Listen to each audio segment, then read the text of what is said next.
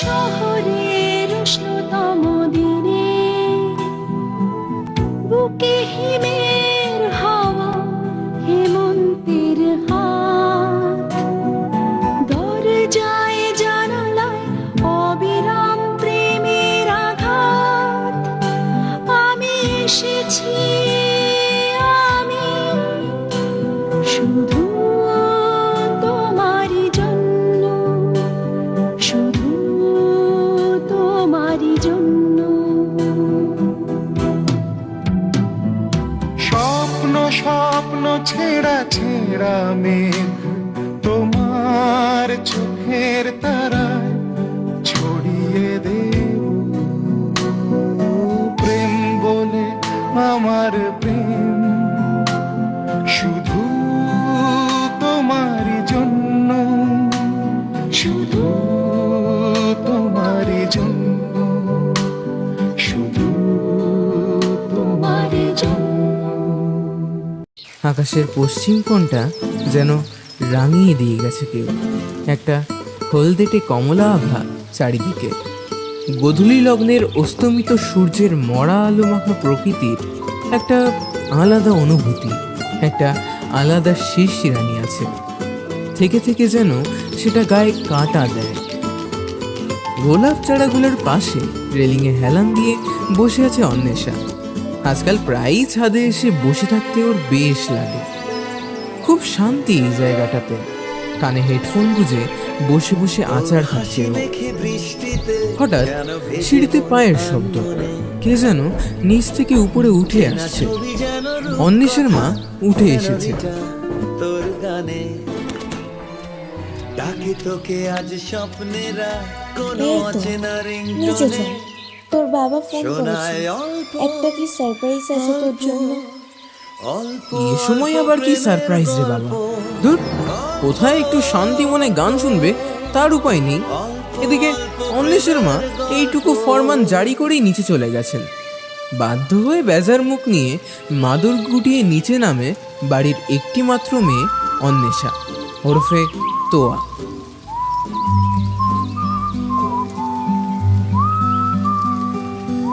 নিচে যাওয়ার কিছুক্ষণের মধ্যে অন্বেষার বাবা বাড়িতে ঢোকেন।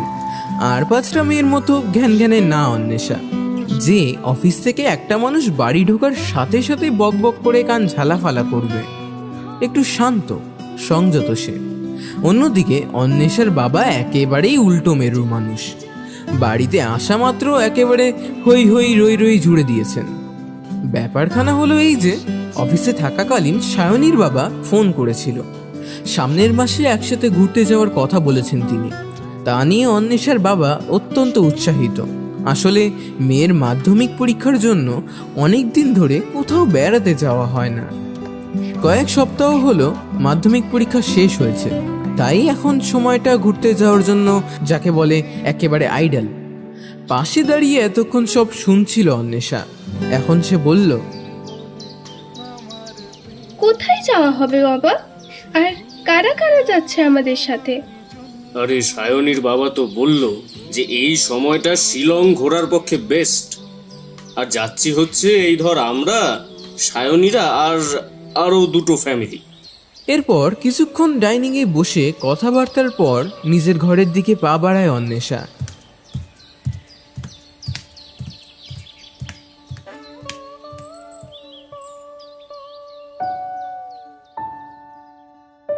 অন্বেষা আর সায়নী ক্লাস 5 থেকে বন্ধু। একই স্কুল, একই টিউশন, একসাথে গানের ক্লাস থেকে শুরু করে একই ক্লাবে ব্যাডমিন্টন ট্রেনিং, সব জায়গাতেই ওরা সাথে সাথে। যেন এমন একটা ব্যাপার তৈরি হয়ে গেছিল যেখানে সায়নী সেখানেই অন্বেষা। 6 বছর ধরে একই স্কুলে থেকে বড় হওয়া ওদের। তবুও কোথাও গিয়ে নিজেকে অন্বেষার থেকে দূরে সরিয়ে রাখত সায়নী। সায়নী হলো র্যাঙ্কের মেয়ে, প্রত্যেকবার স্কুলের প্রথম সারির দিকে থাকে। অন্যদিকে অন্বেষা হলো একেবারে মিডিওকার। প্রথম অন্বেষা বুঝতে পারতো না পার্থক্যটা ঠিক কোথায়। প্রথম বুঝেছিল যেদিন ক্লাস 9-এ ফাইনাল পরীক্ষার রেজাল্ট হাতে পেয়ে অন্বেষা ডাকলেও সায়নী ফিরেও তাকায়নি সেদিনকার কথা ভারী মনে পড়ে তার। সেবার স্কুলে 3rd হয়েছিল সায়নী। আর অন্বেষা হাতে ধরা রেজাল্ট গড়ে অ্যাভারেজ নাম্বার B+। এদিকে সায়নী যখন তার টপার বন্ধুদের সাথে লাইফ সায়েন্সের শিল্পী ম্যামের খাতায় কম নাম্বার তথা 90 পাওয়া নিয়ে মেকি দুঃখ প্রকাশ করছিল, অন্যদিকে তখন মায়ের পাশে দাঁড়িয়ে শক্ত হাতে মার্কশিটটা চেপে ধরে ওর দিকে তাকিয়ে দেখেছিল অন্বেষা। কি ভারী অদ্ভুত মেয়েটা, 90 পেয়েও কেউ এতটা... চোখটা যেন মস্তিষ্কের সাথে সায় দেয়নি সেদিন। না চাইতেও হঠাৎ চোখের কোণটা ছলছল করে উঠেছিল তার। স্বাভাবিকভাবে ক্লাস 10 থেকে সেকশন আলাদা হয়ে যায় ওদের। সারা বছর খুব মন দিয়ে পড়েছিল অন্বেষা। এরপর থেকেই এক টিউশনে গেলেও নিজেকে যেন অন্বেষার থেকে একটু আলাদা করে রাখত সায়নী। তার প্রত্যেকটা আচরণ যেন বলে দিত যে অন্বেষার স্থান তার থেকে অনেক নিচে। ধীরে ধীরে অন্বেষা তা বুঝতে পারতও বই কি, কিন্তু আর 5টা মেয়ের মতো মুখের উপর 4টে কথা শুনিয়ে এত বছরের বন্ধুত্বটা এত সহজে ভেঙে দিতে পারেনি। মাধ্যমিকের পর সায়েন্স নেবে সায়নী, অন্বেষা নেবে আর্টস। সাধেই তাদের মধ্যে যোগাযোগ হবে খুব সামান্যই। তাই সায়নীর পরোক্ষ অপমানগুলো চোখের পলকেই না দেখার ভান করে গেছে অন্বেষা।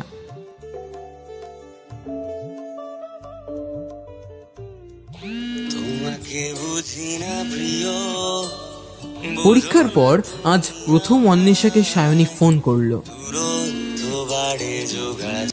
কিরে, খবরটা শুনলি? একসাথে ঘুরতে যাচ্ছি। সায়নীর গলায় রীতিমতো উৎসাহ, কিন্তু অন্বেষার সাথে ঘুরতে যাওয়া নিয়ে ও এতটা এক্সাইটেড কেন সেটা বুঝতে একটু সময় লাগছে আর কি। হালকা গলায় অন্বেষা তাই বলে, শুনলাম। তা আগে বল, কেমন আছিস? আরে ছাড় তো, তোর সব কেমন আছিস তেমন আছিস। কেমন আবার থাকবো, আছি ভালোই। তুই আগে আমার কথা শোন, আমাদের সাথে আরো 2টো ফ্যামিলি যাচ্ছে। জানিস তো কারা কারা? কয়েক সেকেন্ড থেমে অন্বেষা বলে, না রে, জানি না। কে কে যাচ্ছে? আরে দীপ আর অনির্বাণের ফ্যামিলিও যাচ্ছে। বিশ্বাস হচ্ছে না তাই তো? কিছুক্ষণের জন্য থেমে যায় অন্বেষা। এসবের মানেটা কি? অনির্বাণ আর দীপের ফ্যামিলিও যাবে? কিন্তু কেন? মানে আমাদের সাথেই কেন? হঠাৎ করে এই খবরের ঝটকায় টালমাটাল হয়ে গিয়েও নিজেকে মুহূর্তে সামলে নিয়ে আরো 2-4টে কথা বলে কোনো রকমে বাড়তি কথা এড়িয়ে ফোনটা কেটে দেয় ও। তার হাতে ধরা ড্যান ব্রাউনের অ্যাঞ্জেল অ্যান্ড ডেমন্স পৃষ্ঠার মাঝখানে বুকমার্কটা চেপে রেখে তা নিয়ে জানলার ধারে বসে নিকষ গাঢ় কালো রাতের আকাশের দিকে তাকিয়ে ভাবতে থাকে 2 বছর আগের এক কোণে ফেলে রেখে আসা স্মৃতিগুলোর কথা। সায়নীর পিসেমশাইয়ের ছোটবেলার বন্ধু হলো দীপের বাবা। ছোটবেলা থেকেই তারা প্রায় একসাথে বড় হয়েছে। অন্যদিকে সায়নীর বাবার কলিগ হলো অনির্বাণের বাবা। তাই ক্লাস 3 থেকে অনির্বাণ ও সায়নীর বন্ধু। তবে শুধু বন্ধু নয়, ওদের ব্যাচের সকলেই জানে সায়নী আর অনির্বাণের প্রেমের গল্প। বলা যেতে পারে ব্যাচের একেবারে পপুলার কাপল। সায়নীর ফ্যামিলি আর দীপের ফ্যামিলি একসাথে ঘুরতে প্রায়ই যায়। শেষ গেছিল 2 বছর আগে, গোয়া। অন্বেষার আজ খুব মনে পড়ে যাচ্ছে সেদিনকার কথাগুলো। ব্যাডমিন্টন ট্রেনিংয়ে পৌঁছে জানিয়েছিল সায়নী, জানিস আমরা আর দীপরা একসাথে ঘুরতে যাচ্ছি। বাহ, তাহলে তো বেশ মজাই হবে। মজা না ছাই, দীপের সাথে যাচ্ছি যে অমনি খবর পেয়ে অনির্বাণ খেপে গেছে। আর পারি না বাবু, আমার সাথে প্রতীক স্যারের ব্যাচে একটা কথা পর্যন্ত বললো না। অনির্বাণকে চুপ করে বসে থাকতে, কারোর সাথে হাসি মজা না করতে দেখেছে। 3-4 দিন পর না থাকতে পেরে অন্বেষাকে ডেকে জিজ্ঞাসা করেছিল অনির্বাণ, অন্বেষা, সায়নী কবে আসবে কিছু জানিস? সেই ছিল অনির্বাণ আর অন্বেষার প্রথম কথা। এর আগে অবশ্য একবার অন্বেষার সাথে সামান্য কথা বলার চেষ্টা করেছিল অনির্বাণ, কিন্তু তাতে সায়নী এক প্রকার প্রচণ্ড রকম ঝামেলা করায় কিছু আর বলতে পারেনি। সায়নী? ও তো আরো 3 দিন পর আসবে। কেন? মানে তোকে কিছু বলেনি? মানে না। ওরা যে কোথাও ঘুরতে যাচ্ছে সেটাই তো বলেনি। আমি দীপের কাছ থেকে শুনেছিলাম ওদের ঘুরতে যাওয়ার কথা। আর বেশি কথা না বাড়িয়ে হাঁটতে শুরু করে অন্বেষা। পেছন থেকে একটা খসখসে গলা ভেসে আসে। আর শোন না, ওকে যে আমি জিজ্ঞাসা করেছি সেটা প্লিজ ওকে জানাস না, না হলে। জানি, আমায় বলতে হবে না।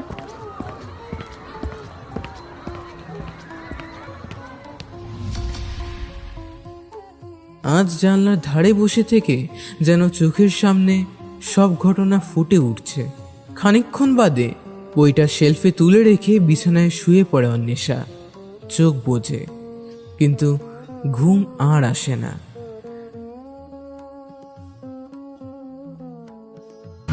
কিছুদিন পর মা এসে জানালো যে টিকিট কাটা নাকি হয়ে গেছে। মোট 6 দিনের ট্রিপ। কলকাতা থেকে ফ্লাইটে গুয়াহাটি, সেখান থেকে গাড়ি করে শিলং। অন্বেষার আসলে তার এই ট্যুরে যাওয়ার খুব একটা এক ফোঁটা ইচ্ছেও নেই। কি দরকার এত দূরে ওদের সাথে যাওয়ার? অকারণে আবার কতগুলো ভুল বোঝাবুঝি হবে। কিন্তু এখন কি আর করা যাবে, টিকিট তো কাটা হয়েই গেছে। যথারীতি সময়ের কাটা এগিয়ে চলে এবং যাওয়ার দিন এসে পড়ে। যদিও 2-3 দিন আগে থেকেই গোছগাছ শুরু হয়ে গেছিল বটে। কোথাও ঘুরতে যাওয়ার হলে তো আবার আগের কয়েকটা দিন বেশ উৎসাহী কাটে। যদিও উৎসাহের ফাঁকে উকি দেয় কোনো এক অজানা আশঙ্কা। কিসের তা নিজেও জানে না অন্বেষা। চোখের পলকে ফ্লাইটের দিন এসে পড়ে। গাড়ি থেকে নেমে এয়ারপোর্টে ঢুকে অন্বেষারা। সকলে আগেই পৌঁছে গিয়েছে। ফ্লাইট ছাড়তে এখনো মিনিট 45 বাকি। ওয়েটিং এরিয়ায় সকলে লাগেজ নিয়ে বসে আছে। এদিকে সায়নী কোনো একটা গেমের মধ্যে মাথা গুজে বসে আছে। তার পাশে থাকা দীপ ওকে বুঝিয়ে দিচ্ছে কিভাবে খেলতে হয়। অন্বেষা আসতেই সায়নী মুখ তুলে তাকিয়ে হাত নেড়ে সেদিকে ডাকলো। সায়নীকে দেখতে পেয়ে ওর বাঁ দিকের সিটটায় গিয়ে বসলো অন্বেষা। সায়নী এখন দীপের সাথে নেক্সট লেভেল পার করায় ব্যস্ত। তাই অন্বেষা কিছুক্ষণ চুপ করে বসে থেকে এদিক ওদিক তাকাতে শুরু করে।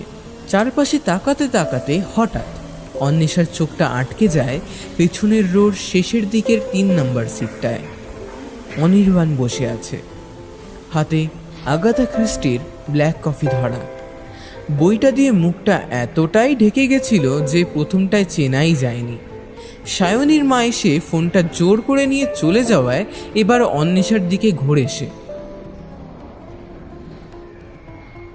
কিরে, তোর মজা হচ্ছে না? আমি তো খুব এক্সাইটেড। কাল রাত্রে ঘুমাতেই পারিনি। আচ্ছা, এই অনির্বাণটা কোথায় গেল রে? ওই তো। এই অনির্বাণ, ওখানে কি করছিস? এখানে আয়। কিছুক্ষণের মধ্যে অনির্বাণ পেছন থেকে সামনে এসে দীপের পাশে বসে পড়ে। অনির্বাণ আর দীপ দুজনেই একই স্কুলে পড়ে, খুব ভালো বন্ধু, আবার দুজনেই র্যাঙ্কের ছেলে। ওদের 3 জনের এই গ্রুপটার পাশে কোথাও গিয়ে যেন অন্বেষা খাপ খায় না। খুব একটা ছেলেদের সাথে অপ্রয়োজনে কথা বলে না সে। সকলের চোখে খুব একটা আপডেটেড না আর কি। এখনকার ছেলে মেয়েদের মতো ইডিএম শোনে না, টিউশনের ব্যাচে প্রেম করে না, স্যার ম্যামদের নিয়ে খিল্লিও করে না। সোশ্যাল মিডিয়া বলতে তো শুধুই হোয়াটসঅ্যাপ, এদিকে এফবি ইনস্টায় ট্রেন্ড ফলো করে না। তাই বেশি কারোর সাথে বন্ধুত্ব হয়নি অন্বেষার। এমন ব্যাকডেটেড মেয়ের সাথে কেই বা বন্ধুত্ব করবে, আর কেই বা প্রেম করবে? মায়েদের বন্ধুত্ব থেকে অন্বেষার সায়নীর বন্ধুত্ব শুরু। না হলে সায়নীর মতো মেয়ে অন্বেষার দিকে ফিরেও হয়তো তাকাতো না। বন্ধুত্ব তো দূরের ব্যাপার। দীপ আর অনির্বাণের দিকে মুখ ঘুরিয়ে সায়নী অনর্গল কথা বলেই যাচ্ছে। কতক্ষণ যে এভাবে ওয়েটিং এরিয়ায় চেয়ারে নিজের ব্যাকপ্যাকে মুখ গুজে বসেছিল সেটা অন্বেষা নিজেও জানে না। একলা বসে থাকতে থাকতে এক প্রকার ঝিমুনি চলে এসেছিল, কারণ কাল রাতে অন্বেষা ঘুমায়নি।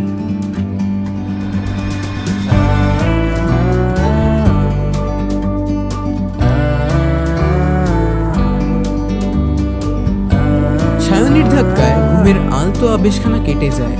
চোখ খুলতেই অন্বেষা দেখে সায়নী তার মুখের উপর ঝুঁকে দাঁড়িয়ে আছে।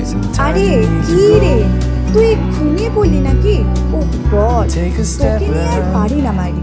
এদিকে কোথায় আমরা প্রথমবার ফ্লাইটে উঠবো তার এক্সাইটমেন্টে থাকতে পারছি না, আর এদিকে তুই কিনা বসে সারের মতো ঘোষ করে ঘুমোচ্ছিস। চল তাড়াতাড়ি। আচমকা ঘুম ভাঙার অস্থিরতা কাটিয়ে অন্বেষা ভালো করে চোখ দুটো কচলে তাকায়।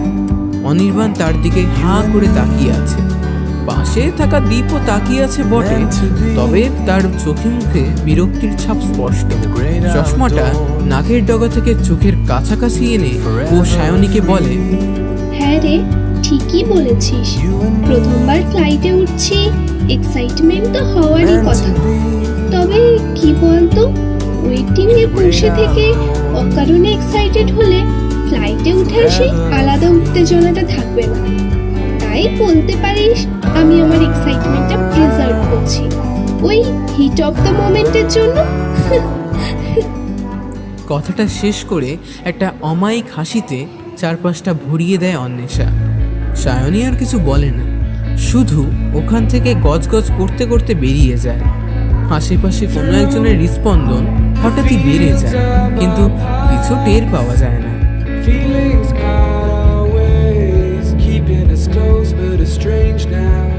লাগেজ চেকিং এর পর সকলের প্লেনে ওঠা হলো। অন্বেষা বসেছে জানলার ধারে, পাশে মা আর বাবা। তাদের সামনের সিটটায় বসেছে অনির্বাণ, সায়নী আর দীপ। যথাসময়ে ফ্লাইটটা টেক অফ করে। অন্বেষা যেন সম্মোহিতের মতো জানলা দিয়ে তাকিয়ে আছে।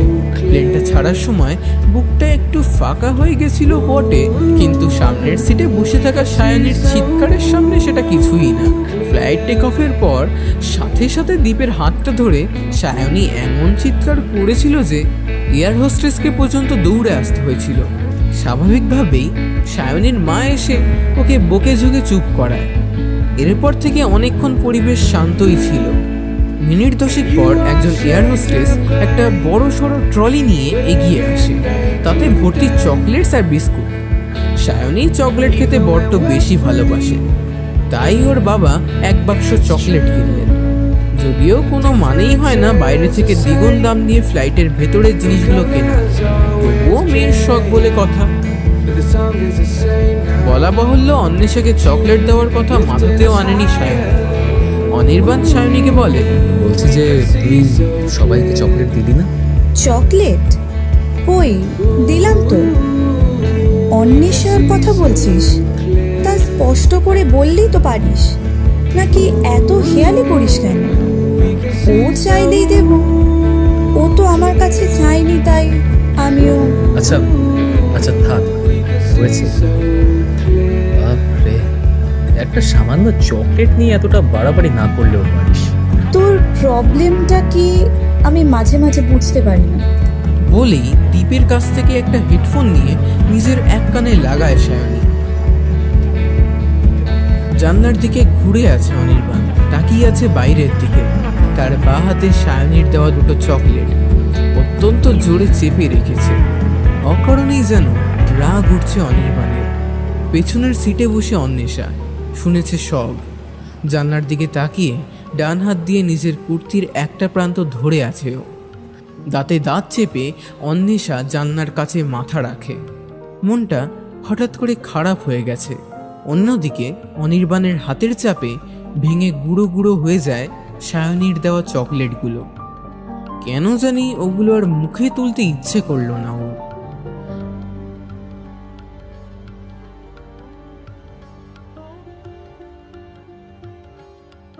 প্রায় 1 ঘন্টা 20 মিনিট বাদে ফ্লাইট থেকে নেমে গুয়াহাটি হোটেলের উদ্দেশ্যে রওনা দেয় সকলে। এয়ারপোর্ট থেকে 2টো গাড়ি করা হয়েছিল। সায়নী, দীপ আর অনির্বাণ একটা গাড়ির পেছনের সিটে বসে, অন্যদিকে অন্বেষা তার বাবা মায়ের সঙ্গে অন্য একটা গাড়িতে ওঠে। এয়ারপোর্ট থেকে হোটেলে যেতে প্রায় 8 ঘন্টা লাগলো। সন্ধে হয়ে এসেছে। তার মধ্যে কাল সকালে কামাখ্যা মন্দিরে পুজো দেওয়ার কথা, তাই আজ সবাই হোটেলে গিয়ে রেস্ট নেবে। হোটেল গ্রিন ভ্যালি, তার দোতলায় 4টে রুম বুক করা হয়েছে। হোটেলের ডিজাইনটা বেশ অন্যরকম। পাশাপাশি 2টো লবি। প্রথম লবির ধার দিয়ে সারি সারি ঘর, দ্বিতীয় লবি দিয়ে ব্যালকনি, 2টো লিফট, ছাদে ওঠার সিঁড়ি আর কয়েকটা স্টোর রুম।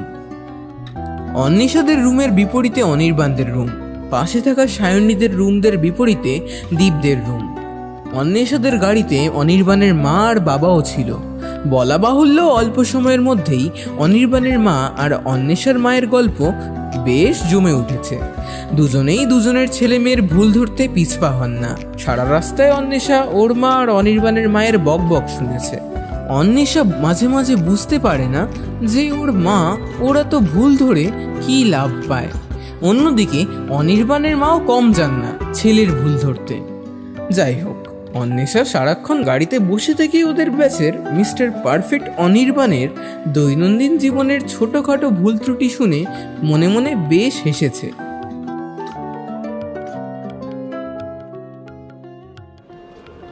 হোটেলে পৌঁছাতেই যে যার ঘরে ঢুকেছে। সকলেই ক্লান্ত, কাল সকালে আবার বেরোতে হবে। রাত্রে খাওয়া দাওয়া সেরে সকলে মিলে রিসেপশনে বসে গল্প গুজব করছে। অন্বেষা কিছুক্ষণ একলা বসে থেকে উঠে যায়। বাবার কানে কানে কি যেন বলে। অন্বেষার বাবা মাথা নাড়িয়ে সম্মতিও দেয়। রিসেপশন থেকে সিঁড়ির দিকে পা বাড়ায় অন্বেষা। পেছন থেকে অন্বেষার মা বলে, বেশি দেরি করিস না কিন্তু তোয়া, তাড়াতাড়ি ঘুমোতে হবে। মা, বেশিক্ষণ থাকবো না, এই যাবো আর আসবো। সায়নী আর দীপ কোনো এক ইউটিউবারকে নিয়ে কথা বলে যাচ্ছে। মাঝে মাঝে টুকটাক কথা বলছে অনির্বাণ। এমন সময় অনির্বাণের বাবা বলেন, এই বাবাই, উপর থেকে মায়ের ফ্লাস্কটা নিয়ে আয় তো, গরম জলটা নিতে হবে। যেমন বলা অমনি কাজ। যদিও অনির্বাণ ওখান থেকে ওঠার বাহানাই খুঁজছিল, কেমন যেন একটা চাপা কৌতূহল কাজ করছে তখন থেকে। দোতলা থেকে ফ্ল্যাক্স নিয়ে নিচের রিসেপশনে আসেও। ইতিমধ্যে রীতিমতো চিন্তা শুরু হয়ে গেছে। দোতলার রুমগুলো দেখে এসেছে, সবগুলোই লক। তাহলে গেল কোথায় মেয়েটা? বাবার হাতে ফ্ল্যাক্সটা দিয়ে অন্বেষার মায়ের কাছে যায় অনির্বাণ। কাকিমা, বলছি যে অন্বেষা কোথায়? মানে আমি দোতলার রুমগুলো চেক করলাম, সবই লক। অচেনা জায়গা গেল কোথায়? দেখ গিয়ে, নিশ্চয় লবির বারান্দায় দাঁড়িয়ে আছে। ওর ছোট থেকে এরকম অভ্যেস, বুঝলি? ঘুমানোর আগে একটু ছাড়ে হাঁটাহাঁটি করে। এখানে বারান্দায় আছে হয়তো। এবার একটু ইতস্তত হয় অনির্বাণ। সায়নী ওর দিকে আর চোখে তাকিয়ে আছে। ও, তাহলে হবে হয়তো, আমি না দেখতে পেয়ে জিজ্ঞাসা করলাম আর কি। বলে অন্বেষার মা আবার গল্পে যোগ দেয়। অনির্বাণ এসে সায়নীর পাশে বসে, আর বসতেই সায়নী বলে, আজকাল সবার খুব চিন্তা না তোর? হেলান ছেড়ে উঠে পড়েছে অনির্বাণ। ওর দিকে রাগি রাগি চোখে তাকিয়ে আছে সায়নী। অন্যদিকে পাশে বসে মুচকি মুচকি হাসছে দীপ। কোনো কথা না বলে উঠে দাঁড়ায় অনির্বাণ। মা, আমি রুমে যাচ্ছি, মাথাটা ব্যথা করছে। বলে সিঁড়ির দিকে পা বাড়ায় সে। মাথা ব্যথা মাই ফুট। আমিও দেখছি তুই কতক্ষণ আমাকে ইগনোর করিস। আরে তুই এসব ছাড়তো, মাথা ব্যথা করছে ওদের বেচারার। হ্যাঁ তুই শোন, এসব কথা বাদ দে। এই গেমটা খেলেছিস? আরে এইটা ভালো রেটিং রয়েছে কিন্তু, এডিটার চয়েস যাকে বলে।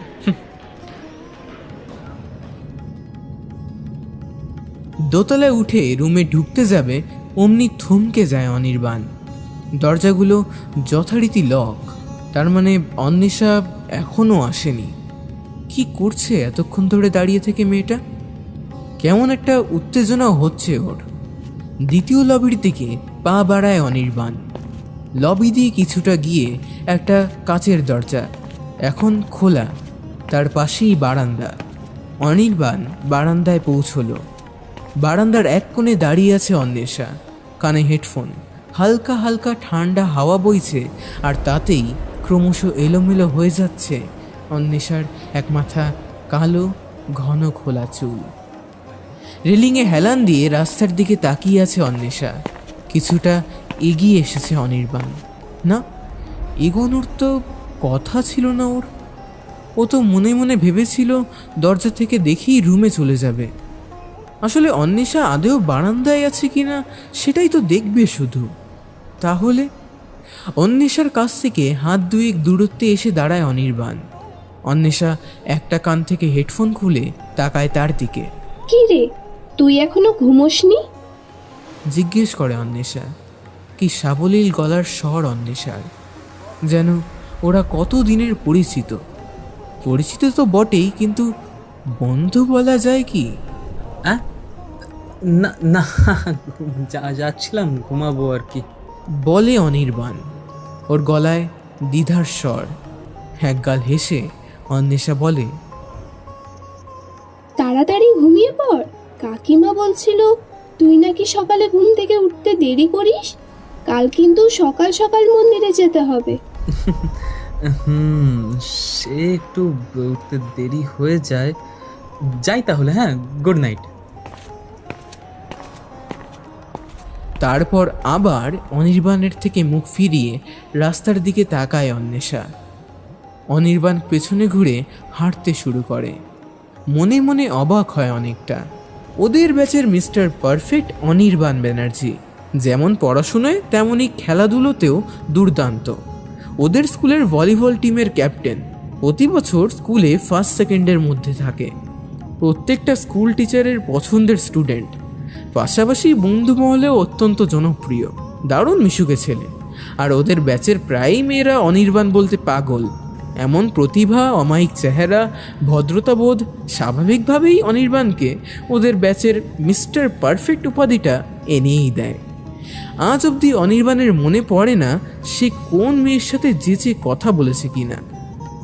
যদিও সায়নী বাদে, কিন্তু অনেক মেয়েরাই প্রায়ই অনির্বাণের সাথে কথা বলতে কিংবা সামান্য বন্ধুত্ব করতে এসেছে। অনির্বাণের আপত্তি না থাকলেও সায়নী তাদের কড়া হাতে দমন করে এসেছে। সায়নীর মতে অনির্বাণ শুধু তার। সায়নী ছাড়া অন্য কোনো মেয়ের সাথেই তাই কথা বলা যাবে না। অবশ্য সায়নী ব্যতিক্রম। সে সবার সাথে কথা বলতে পারবে। এককালে সায়নীর এই ওভার প্রোটেক্টিভ ভাবটা বেশ ভালো লাগতো অনির্বাণের। কিন্তু যখন ছোট ছোট বিষয়ে ভুল ধরা, ঝগড়া ও অকারণে বাড়াবাড়ি শুরু করা, তখন যেন এই ওভার প্রোটেক্টিভনেসটাই বেশ অসহ্য হয়ে উঠেছে অনির্বাণের কাছে। আর এখন তো সায়নী আশেপাশে থাকলে কেমন একটা দম বন্ধ লাগে। আচার আচরণের সাথে অনির্বাণের চিন্তা শক্তিকেও নিজের হাতে নিয়ন্ত্রণ করতে চায় সায়নী। হোটেল রুমে ঢুকে বিছানায় শুয়ে পড়ে অনির্বাণ। মাথাটা এবার সত্যি হালকা হালকা ব্যথা করছে। ব্যাগ থেকে ভিক্স বার করে মাথার দুপাশে লাগিয়ে সিলিংয়ের দিকে তাকিয়ে আছে। অন্বেষাকে যতই কাছ থেকে দেখছে ততই যেন আরও অবাক হচ্ছে। এত মেয়েদের অ্যাটেনশন পেয়ে অভ্যাস ওর। অন্বেষার জায়গায় অন্য মেয়ে থাকলে এতক্ষণে অনির্বাণের সাথে নিশ্চয়ই আরও কথা বলতো। কিন্তু টিউশন ব্যাচে সামান্য অ্যাটেনশন পাওয়ার এই ব্যাপারটাই কি ওর মধ্যে একটা গড কমপ্লেক্স তৈরি করেছে? অথচ অনির্বাণ আজ প্রথম সায়নী বাদে অন্য মেয়ের সাথে পড়াশুনো ছাড়া যে কথা বলল, তাও কতটা সঙ্গত, কতটা শান্ত অন্বেষা। আদেও অন্বেষার আসল পরিচয়টা কি? টিউশনে চুপ করে বসে থাকা সাধারণ মিডিওকার মেয়ে, নাকি অন্য কিছু, এমন কিছু যা কখনো কেউ খুঁজে দেখার চেষ্টা পর্যন্ত করেনি? ঘড়িতে তখন সকাল 6:30। অনির্বাণ রুম থেকে ফ্লাক্স নিয়ে বেরোয়। রিসেপশনের একটা ওয়েটারকে ফ্লাক্সটা দিয়ে গরম জল দিতে বলে। ওয়েটারটা এসে ফ্লাক্স নিয়ে চলে গেল। একটা সোফায় এসে বসে সে।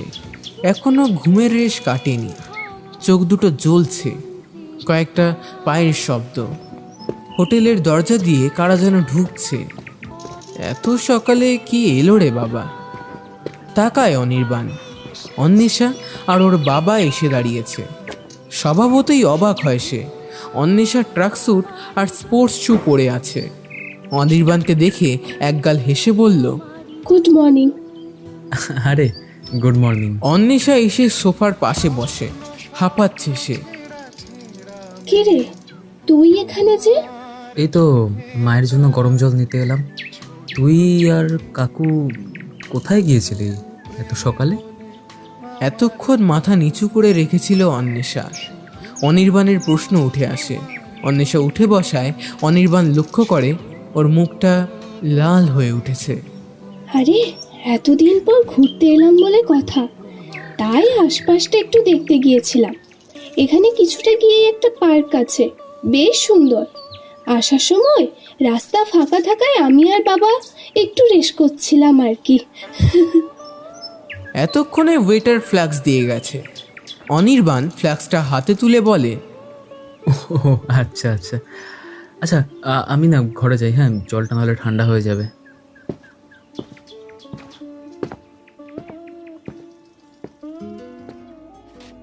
সকাল 9:30টার মধ্যে সকলে স্নান টান করে রেডি হয়ে রিসেপশনে চলে এলো।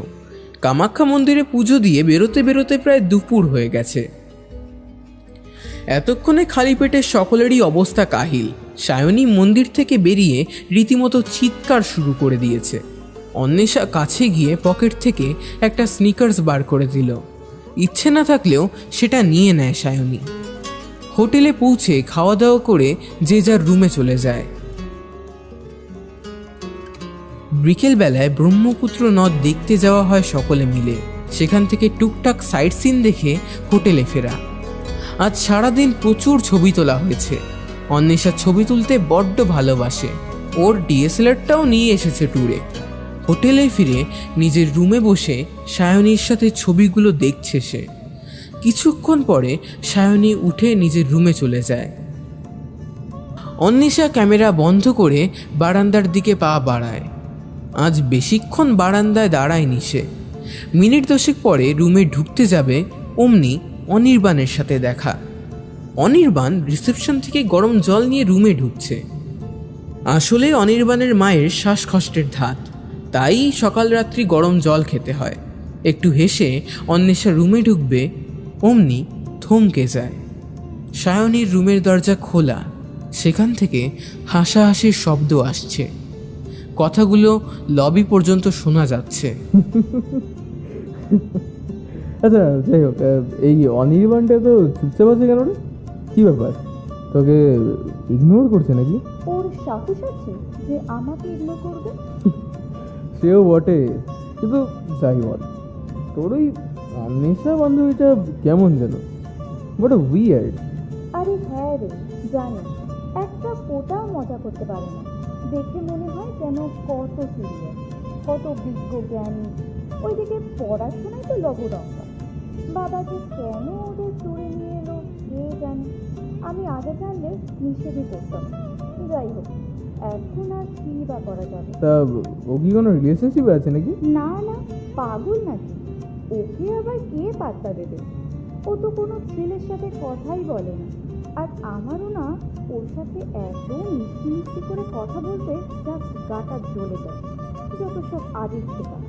নেহাত মা বাবার সামনে কিছু বলতে পারি না, না হলে ওই ব্যাগ থেকে ব্যাগ বেঞ্চার কি আমাদের কাছে বসারও যোগ্যতা আছে? যা বলেছিস। লবিতে নিজের রুমের দরজার হাতল শক্ত করে ধরে থাকা অন্বেষা এবার অনির্বাণের দিকে তাকায়। অন্বেষার মুখে কোনো প্রকার ভঙ্গিমা নেই যেন। খানিকটা অপ্রস্তুত হয়ে পড়ে অনির্বাণ। এরপর অন্বেষা মাথা নিচু করে রুমে ঢুকে যায়। সেদিন রাতে ঠিক করে ঘুমও হয়নি অনির্বাণের। সারা রাত খালি অন্বেষার শূন্য চাহনিটার কথা মনে পড়ে যাচ্ছিল অজান্তেই। পরের দিন সকালে সাইট সিন দেখতে যাওয়া হলো। সেখান থেকে দুপুরে হোটেলে ফেরা। সারাদিন ধরে অন্বেষাকে লক্ষ্য করেছে অনির্বাণ। কই কোথাও কিছু আলাদা নেই তো। মেয়েটা ঠিক যেন আগের মতোই আছে, যেন কিছুই হয়নি। বিকালে লঞ্চে ঘোরার কথা, রাতটা কাটানো হবে লঞ্চেই। তার জন্য হোটেল থেকে বের হচ্ছে সকলে। হোটেল থেকে লঞ্চের ঘাটে যেতে 8 ঘন্টা 45 মিনিট মতন সময় লাগবে। তাই এবারও 2টো গাড়ি করা হয়েছে। যথারীতি প্রথম গাড়ির পেছনে সায়নী আর দীপ উঠে বসেছে। হোটেলের দরজা থেকে বেরোতেই সায়নী হাত নেড়ে ডাকে। প্রথম গাড়িটার পেছনের দিকে এগিয়ে যায় অনির্বাণ। বল, কিছু বলবি? কিছু বলবি মানেটা কি? সায়নীর ঝাঁঝালো গলা শোনা যায়। আজ তোদের সাথে যেতে পারবো না, মায়ের সাথে যাব। বলে আর কোনো উত্তরের অপেক্ষা করেনি অনির্বাণ। সায়নীও আর কোনো কথা বলতে পারেনি। অনির্বাণ দ্বিতীয় গাড়িটার মাঝের সিটের দরজাটা খোলে। অমনি অনির্বাণের মা বলে, কিরে বাবাই, তুই যে ওই গাড়িতে উঠিসনি? না আসলে ওখানে তিনজনে বসলে এত চাপাচাপি হয় না। তোর বাবার সামনে বসলে যেতে অসুবিধে হবে বুঝলি। আর তাহলে তুই এক কাজ করগে, যা তুই পিছনে বসে যা। আচ্ছা ঠিক আছে বলে অনির্বাণ গাড়ির দরজাটা খোলে। একটু চমকে ওঠে অন্বেষা। ও তুই এখানে বস, আমি ভাবলাম তুই ওই গাড়িতে যাবি। গাড়ি চলতে শুরু করে।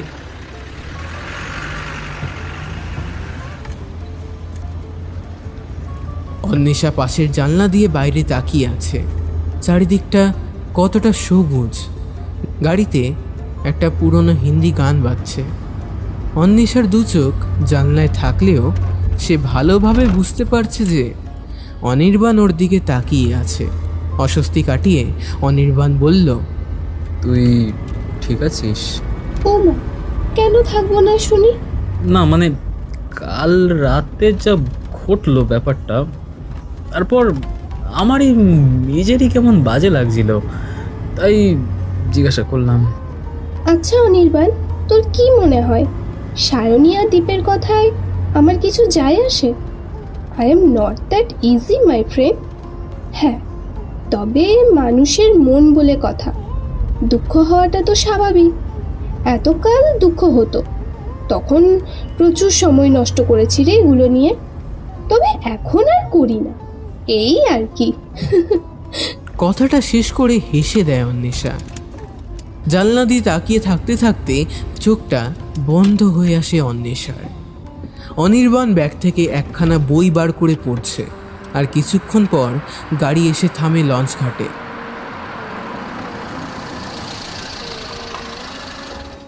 অন্বেষা নিঃশব্দে চোখ বন্ধ করে রেখেছে। গাড়ি থামায়, পেছনের দরজা খোলে ড্রাইভার। এই অন্বেষা, আমরা পৌঁছে গেছি। অন্বেষা চমকে ওঠে।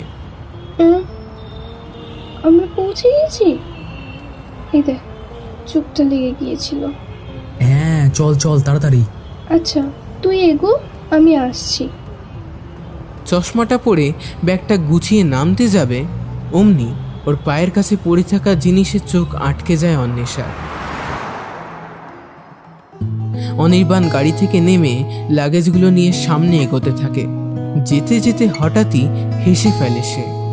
অন্বেষা অবশ্য সেটা দেখতেও পায়নি। কিছুক্ষণের মধ্যে সকলে মিলে লঞ্চে ওঠা হলো। আজ সারা রাত ব্রহ্মপুত্র নদের ওপর লঞ্চ করে ঘোরা হবে। লঞ্চখানা বেশ বড় সড়ো, দোতলা, আবার নিচে ঘুমানোর জায়গা। গোটা লঞ্চটা ডিম লাইট আর টুনি বাল্ব দিয়ে সাজানো। দোতলায় বার আর ডান্স ফ্লোর রয়েছে।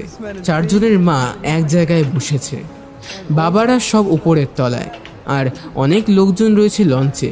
গম গম করছে চারিদিক। অন্বেষা লঞ্চের গা ঘেঁষে থাকা রেলিংয়ের পাশে দাঁড়িয়ে আছে। একটা ফুল হাতা ফ্লোরাল গাউন পরেছে সে। হাতে কোল্ড ড্রিঙ্কসের গ্লাস নিয়ে সামনের দিকে এগিয়ে আসে সায়নী। কি রে, তোর ঠান্ডা লাগছে না? সায়নী একটা 3/4 জিন্স আর টপ পরেছে। গুয়াহাটির ওয়েদারটা এমনিতেই ঠান্ডা, তার মধ্যে আবার থেকে থেকে নদীর চারপাশে ঠান্ডা হাওয়া গায়ে লাগছে। হাতে ধরা কাচের গ্লাসে চুমুক দিয়ে সায়নী বলে, উল্টো পাল্টা কথা বলে সিচুয়েশনটা ঘোরানোর চেষ্টা করিস না। কি বলতে চাইছিস? বাবা, এমন করছিস যেন ভাজা মাছটা উল্টে খেতে জানিস না। সত্যি করে বলতো, তুই বলেছিলিস না অনির্বাণকে তোর সাথে গাড়িতে উঠতে? একটু থমকে যায় অন্বেষা। কি বলছে কি সায়নী ওকে? কয়েক সেকেন্ডের মধ্যে সমস্ত চিন্তা ভাবনা গুছিয়ে অন্বেষা বলে, দেখ সায়নী, তোর কি আর কোনো কাজ নেই? এত সুন্দর একটা পরিবেশ, তার মধ্যে তুই এসব কি যাতা বলছিস? আর শোন, আমি না তোর মতো কে কোথায় বসবে না বসবে এসব নিয়ে এত ভাবি না রে। অত সময় নেই আমার, তাই প্লিজ তুই এসব ভাবনা তোর কাছেই রাখ, কেমন? স্বাভাবিকভাবেই বাকরুদ্ধ সায়নী। সে অন্বেষাকে 4টে কথা শোনাতে এসেছিল, এদিকে সেটা ব্যাকফায়ার হয়ে যাওয়াতে পরিস্থিতি সামলে উঠতে অসুবিধা হচ্ছে ওর। তাই দাঁতে দাঁত চেপে সায়নী বলে, দেখ, তুই যা ইচ্ছে তাই ভাব, আই ডোন্ট কেয়ার। খালি এইটুকু মনে রাখ, অনির্বাণের আশেপাশে যেন তোকে আর না দেখতে পাই। ও তাই নাকি? তা অনির্বাণের মায়ের পোস্টে কবে থেকে জয়েন করলি তুই? কই বলিসনি তো। সায়নী ততক্ষণে রাগে ফুঁসছে। অন্বেষাকে একটা চড় মারার জন্য এক পা এগোতে গেছে যেই, অমনি পেছন থেকে ওর হাতটা যেন চেপে ধরল কেউ। অনির্বাণ এসেছে। দীপ তখন পাশে এসে দাঁড়িয়েছে। এতক্ষণ ওরা লাঞ্চের ওই পাশটাই ছিল। এক ঝটকায় সায়নী নিজের হাতটা ছাড়িয়ে নেয় অনির্বাণের কাছ থেকে। কোন সাহসে তুই আমার হাত ধরেছিস? Back of! হাতটা সাথে সাথে ছেড়ে দেয় সে। সায়নী, কি ব্যাপারটা কি তোর? এত রেগে আছিস কেন? ঘুরতে এসে এসব না করলেই নয়। ঠান্ডা স্বরে বলে অনির্বাণ। সাথে সাথে দীপ বলে, কি রে, তুই ঠিক আছিস তো?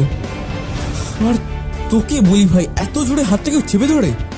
তোর হাতের পুরো ছাপটা পড়ে গেছে মাইরি। সায়নীর চোখটা ছলছল করে উঠল। তার থেকেও বেশি রাগ ওঠে তার।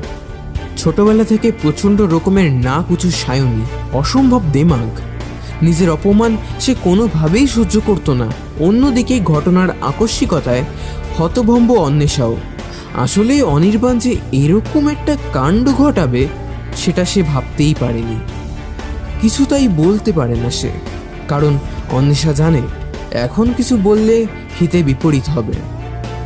দীপের হাত ধরে টানতে টানতে ওকে উপরে নিয়ে চলে যায় সায়নী।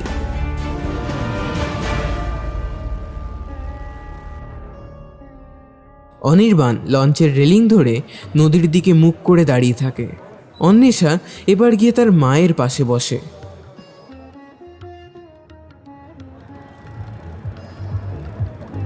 প্রায় রাত্রি 10:30 বাজতে চলল। দোতলায় এতক্ষণে গান বাজনা চালু হয়ে গিয়েছে। দীপ আর সায়নী যদিও অনেক আগেই উপরে চলে গিয়েছিল, অবশ্য যাওয়ার আগে মায়েদের কাছ থেকে পারমিশন নিয়েই গেছিল তারা। অন্বেষা কেবিনের দিকে পা বাড়ায়। লঞ্চের অন্য দিকের এই জায়গাটা এখন ফাঁকা। বেশিরভাগ লোকই হয়তো উপরে নয়তো নিচের কেবিনে। সিঁড়ি দিয়ে নামতে যাবে অমনি থেমে যায় অন্বেষা। ওটা কি ঠিক দেখছে ও? অনির্বাণ লঞ্চের একেবারে শেষের সোফাটার এক কোনায় বসে আছে সে।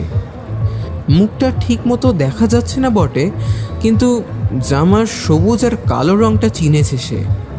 দুই হাতে মুখ ঢেকে মাথা নিচু করে বসে আছে। কিন্তু কেন?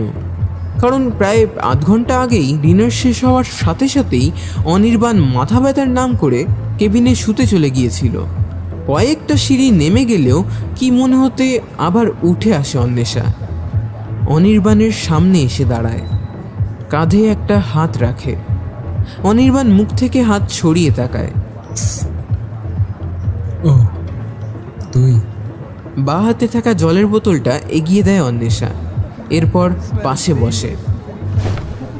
একটু জল খা, ভালো লাগবে। না না, ঠিক আছে। অন্বেষা লক্ষ্য করে অনির্বাণের দু চোখ লাল হয়ে আছে। তার মানে একটু আগে নিশ্চয়ই ও কেঁদেছিল। আমাকে কি ভাবিস তুই? ঠিক আছিস বললেই হলো?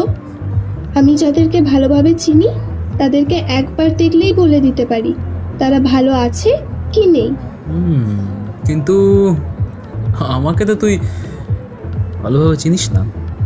তাহলে তাহলে কিভাবে বলছিস যে আমি এখন কেমন আছি? 6 বছর ধরেই সায়নীর বান্ধবী আমি। 6 বছর ধরে তোদের দেখছি। হয়তো তোর সাথে কোনোদিনও অফিসিয়ালি বন্ধুত্ব হয়নি, তাও একটা মানুষকে 6 বছর ধরে দেখলে আসলে খানিকটা চেনা যায়। বুঝলেন মিস্টার পারফেক্ট? আর তোদের মিস্টার পারফেক্ট না ছাই, এসব না শুনতেই ভালো লাগে জানিস তো। কি হয়েছে আমাকে বলতে পারিস? লঞ্চে ওঠার পরই তোর আর সায়নীর মধ্যে কি হয়েছিল? আপনার গার্লফ্রেন্ড আমাকে হুমকি দিতে এসেছিল যেন আমি আপনার থেকে দূরে থাকি। তাহলে তুই এখন আমার পাশে বসে আছিস যে? অন্বেষা এবার উঠে দাঁড়ায়। তুই নিজেই যখন চাস না যে আমি এখানে থাকি, তাহলে আমি যাচ্ছি। একজন সামান্য বন্ধু হিসেবেই সাহায্য করতে চেয়েছিলাম আমি, অন্য কোনো মোটিভ ছিল না রে। এইটুকু বলে সামনের দিকে এগিয়ে যায় অন্বেষা। অনির্বাণ অন্বেষাকে থামানোর জন্য হাত বাড়ায়, কিন্তু অন্বেষা তার অনেক আগেই তার হাতের নাগালের বাইরে চলে গেছে।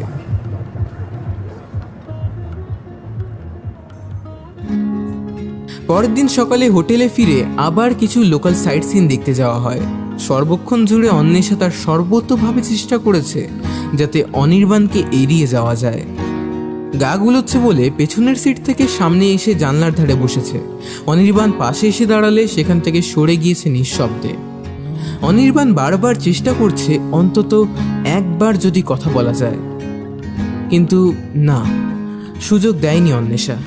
বিকেলে ওদের হোটেল চেক আউট করার কথা। এখান থেকে গাড়ি করে শিলং যেতে প্রায় 3.5 ঘন্টা সময় লাগবে, তাই দুপুরের মধ্যে হোটেলে ফিরে যে যার ব্যাগ গোছাতে ব্যস্ত। শেষবারের মতো অন্বেষা এসে বারান্দায় দাঁড়িয়ে আছে। আজই ওদের এই হোটেলের শেষ দিন। অনির্বাণ এসেছে বারান্দায়। অন্বেষা বুঝেছে সেটা। দুপুর গড়িয়ে বিকেল হয়ে আসছে। প্রচণ্ড ঠান্ডা হাওয়া উঠেছে চারপাশটায়। হাওয়ায় অন্বেষার চুলগুলো উড়ছে। অন্বেষা কান থেকে হেডফোনটা খুলে মাথা নামিয়ে অনির্বাণের পাশ দিয়ে চলে যায়। অন্বেষা ইচ্ছে করেই অনির্বাণের সাথে সম্ভাব্য চোখাচোখিটা এড়িয়ে গেছে।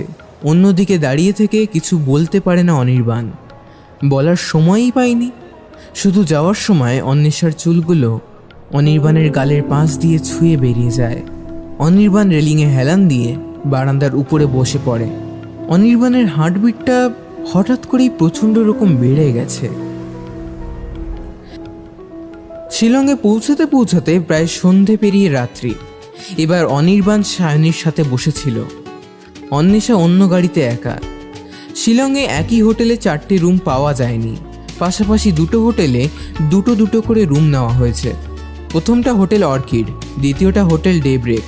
অন্বেষাদের গাড়ি এসে পৌঁছাতে প্রথম হোটেলে ওরা আর অনির্বাণরা চেক ইন করে। গোটা ব্যাপারটাই যদিও সকলকে ফোনে জানানো হয়। এই হোটেলের একটা লম্বা রাস্তা জুড়ে 2 দিকে রুম, আর ঠিক সোজা গিয়ে একটা বিরাট বড় মাপের ব্যালকনি সহ বসার জায়গা। সমস্ত লাগেজ রুমে রেখেই অন্বেষা দৌড়ে যায় সেখানে। ব্যালকনিটার ঠিক ওপাশেই মেন রোড, তার অপর দিকে হালকা গোলাপি রঙের ফুল গাছ। এইগুলো এখানকার আঞ্চলিক গাছ। দেখতে খানিকটা জাপানের চেরি ব্লসম গাছের ছোট অবয়ব। এইগুলো হচ্ছে ইন্ডিয়ান ওয়াইল্ড চেরি। কি মায়াবী, যেন মনে হয় অনন্তকাল তাকিয়ে থাকি। অন্বেষারা দোতলায় রুম নিয়েছে। প্রতি তলাতেই একই রকম ব্যালকনি রয়েছে। এখন মরশুম চলছে, তাই বেশিরভাগ রুমই তাই বুক। অন্বেষা ব্যালকনিতে দাঁড়িয়ে থাকাকালীন সায়নীদের গাড়ি এসে নিচে দাঁড়ায়। পেছনের সিট থেকে সায়নী, দীপ আর অনির্বাণ নামে। গাড়ি থেকে নেমে সায়নী দীপকে নিয়ে রাস্তার ওপাশে গিয়ে দাঁড়ায়। অনির্বাণ মাথা নিচু করে দাঁড়িয়ে আছে। উপর থেকে ওর মুখটাও দেখা যাচ্ছে না ঠিক মতো। সায়নীর বাবা এসে অনির্বাণকে রুম নাম্বার বলে দেন। অনির্বাণ উপরে উঠে আসে। অন্বেষা এখনও ব্যালকনিতে দাঁড়িয়েই আছে। অনির্বাণ এসে নিঃশব্দে রুমে ঢুকে যায়। রাতে খাওয়া দাওয়া শেষ করে ব্যালকনিতে বসে আছে অন্বেষা। গুয়াহাটির থেকে শিলংয়ে বেশি ঠান্ডা, তাই মাফলার জড়াতে হয়েছে। রুম থেকে বেরিয়ে অনির্বাণ বাইরে আসে। ব্যালকনিতে এসে অন্বেষার পাশে বসে। অন্বেষা সামনের দিকে তাকিয়ে আছে। গোলাপি গাছগুলোকে টুনি বাল্ব দিয়ে সাজানো হয়েছে। নিকষ কালো আকাশের নিচে জ্বলজ্বল করছে গাছগুলো, যেন আকাশের তারায় তাদের গোলাপি ছটার স্নিগ্ধ আভায় চারিদিকটা সাজিয়ে রেখেছে। অনির্বাণ মাথা নিচু করে বসে আছে। এবার প্রথম স্তব্ধতা ভাঙে অন্বেষা। কি রে, কিছু হয়েছে? মুড অফ মনে হচ্ছে। অনির্বাণ কিছু বলে না, ঠায় তাকিয়ে আছে নিচের দিকে। আবার অন্বেষা বলে, আই গেস তাহলে কিছু বলার নেই তোর। ও, আমি তো ভুলেই গিয়েছিলাম, আমার সাথে তো তোর কথা বলাই বারণ। অন্বেষা এবারও উঠে দাঁড়িয়েছে। সবেমাত্র পাটা বাড়াতে যাবে অমনি অনির্বাণ অন্বেষার ডান হাতটা চেপে ধরে। অন্বেষা পিছনে ঘুরে তাকায়নি। খুব জোরে যে অনির্বাণ তার হাতটা চেপে ধরেছে তাও নয়, হাত ছাড়িয়ে চলে যাওয়াই যায়, কিন্তু ওর হাত ধরার মধ্যে কোথাও যেন একটা ক্লান্তির ছাপ স্পষ্ট। শুধু অনির্বাণের কথাগুলো তার কানে আসে। অন্বেষা, আমি আমি আর পারছি না, আমি জাস্ট পারছি না। আমারও তো একটা লিমিট আছে নাকি? আমি আর কত সহ্য করব বলতো? প্লিজ যাস না, প্লিজ। শেষের কথাগুলো বলতে গিয়ে অনির্বাণের গলাটা যেন কেঁপে উঠল। অন্বেষা পেছনে ঘুরে তাকায়। অনির্বাণ এক হাত দিয়ে অন্বেষার হাতটা ধরে আছে, আর আরেক হাত দিয়ে দু চোখ ঢেকে রেখে হালকা কাঁপছে। অনির্বাণের প্রাণপণ চেষ্টা সত্ত্বেও তার গলা বেয়ে অবাধ্য চোখের জল পড়ে যাচ্ছে।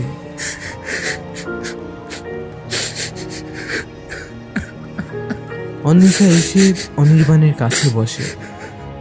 ইটস ওকে, কান্নাটা বেরিয়ে যেতে দে। যত ভেতরে একে চেপে রাখবি ততই কষ্ট দেবে। না রে, না রে অন্বেষা, আমার সবটা শেষ হয়ে গেছে। তুই তুই বুঝতে পারছিস না, আমার ভালোবাসা, আমার পড়াশোনা, আমার ক্যারিয়ার, কিচ্ছু বাকি নেই আর, কিচ্ছু না। শেষের কথাগুলো বলতে বলতে একটা হতাশার রেশ যেন গ্রাস করলো অনির্বাণকে। অন্বেষা তাকায় তার দিকে। আমি যতদূর বুঝতে পারছি আজ গাড়িতে আসার সময়ই কিছু হয়েছে, তাই না? হয়েছিল, অনেকদিন ধরেই হয়েছিল, তবে আজ আজ সবটা শেষ হয়ে গেছে রে। সায়নী ব্রেকআপ করে নিয়েছে আমার সাথে, আর আর ও বললো ও ও দীপকে ভালোবাসে। আর কি বললো? দীপকে ভালোবাসে। এই তুই তুই অবাক হলি না একটু? না মানে তুই কি জানতিস? না তুই কি জানতিস এমনটা হবে? তুই ক্লাস 9-এর ফাইনালে 1 থেকে 10-এর মধ্যে ছিলিস, ঠিক তো? আর সেবারই সায়নী আমাদের স্কুলে 3rd হয়েছিল।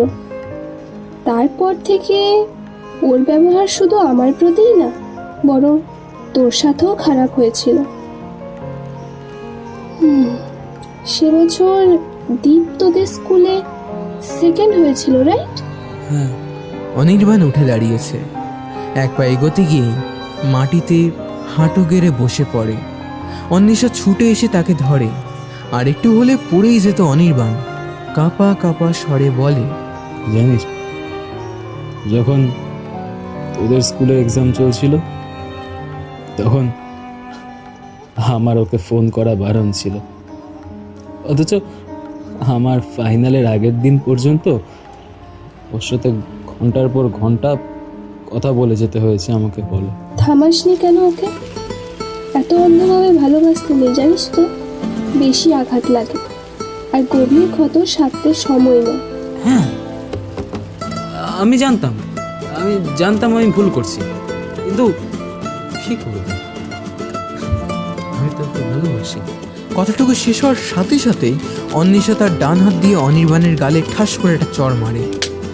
অনির্বাণ মুখটা নিচু করে দেয়, হালকা কাঁপতে থাকে।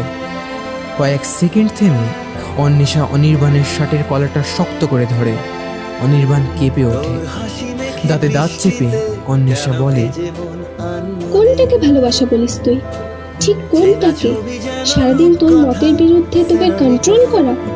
তোকে না, তোর প্রতিভাকে পছন্দ করা, আর তারপর যখন সব কাজ শেষ তখন তোকে কালিহীন কলমের মতো ছুঁড়ে ফেলে দাও।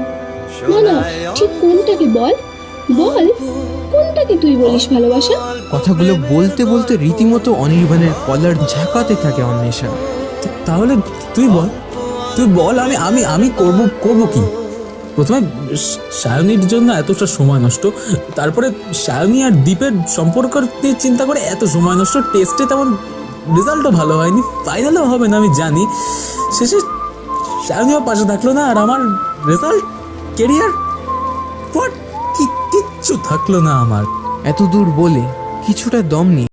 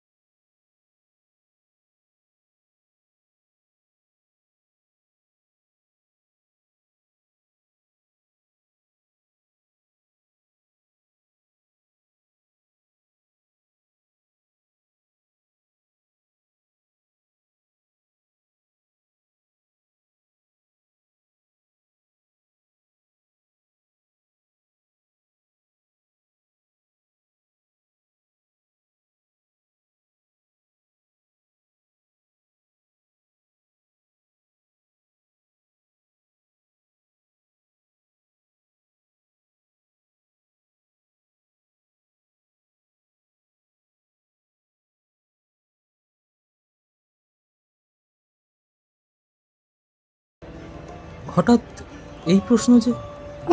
বল না। আমি অ্যাস্ট্রোফিজিক্স নিয়ে পড়তে চাই, বলতে পারিস ইসরোতে যাওয়ার ইচ্ছা রয়েছে আমার। তাহলে সেই স্বপ্নটার জন্য অন্তত বাঁচ, কাকু কাকিমার জন্য বাঁচ, যারা তোকে নিয়ে প্রত্যেক দিন নতুন স্বপ্ন দেখে তাদের জন্য বাঁচ। আসলে কি জানিস তো অনির্বাণ, তোর জীবনটা এতদিন একটা ছোট্ট গণ্ডির মধ্যে সীমাবদ্ধ ছিল। আমি বলবো হয়তো সায়নী তোকে এভাবে আটকে রেখেছিল। গণ্ডিটাকে বড় কর, নিজেকে খোঁজ, নিজেকে উপলব্ধি কর।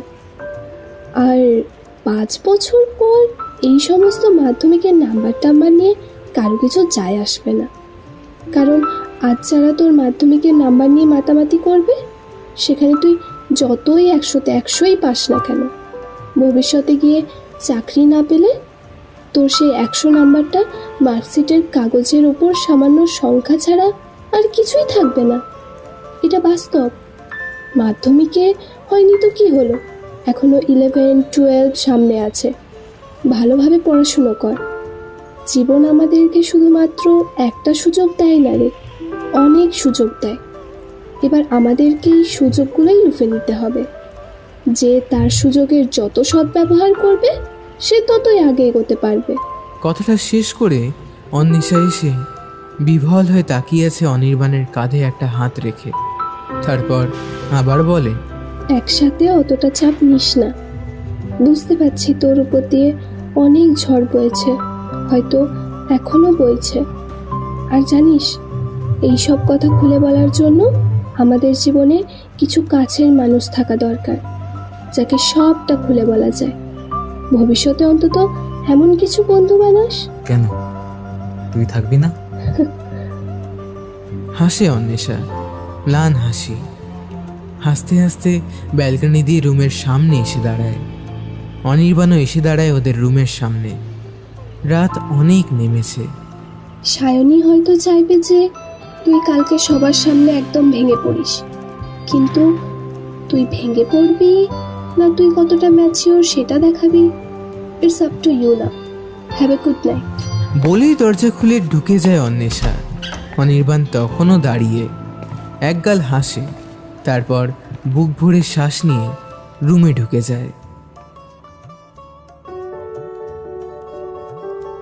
পরের দিন সকালে চেরাপুঞ্জি ঝর্ণার থেকে শুরু করে রাতের ক্যাম্প ফায়ারিং সবেতেই অনির্বাণ খুব মজা করেছে। সকলের সাথেই ছবি তুলেছে, এমনকি ক্যাম্প ফায়ারের সামনে গানের তালে তালে নাচ পর্যন্ত করেছে। আবার দীপ সায়নের সাথে টুকটাক কথাও বলেছে, যেন ওদের মধ্যে কিছুই হয়নি। অনির্বাণকে এভাবে উপভোগ করতে দেখে সায়নীর কেমন একটা অস্বস্তি হতে থাকে। অন্বেষা ভালোভাবে লক্ষ্য করে সেটা। আজ অন্বেষা ব্যালকনিতে দাঁড়ায়নি, রাতে খাওয়া দাওয়া শেষ করে নিজের রুমে চলে এসেছে।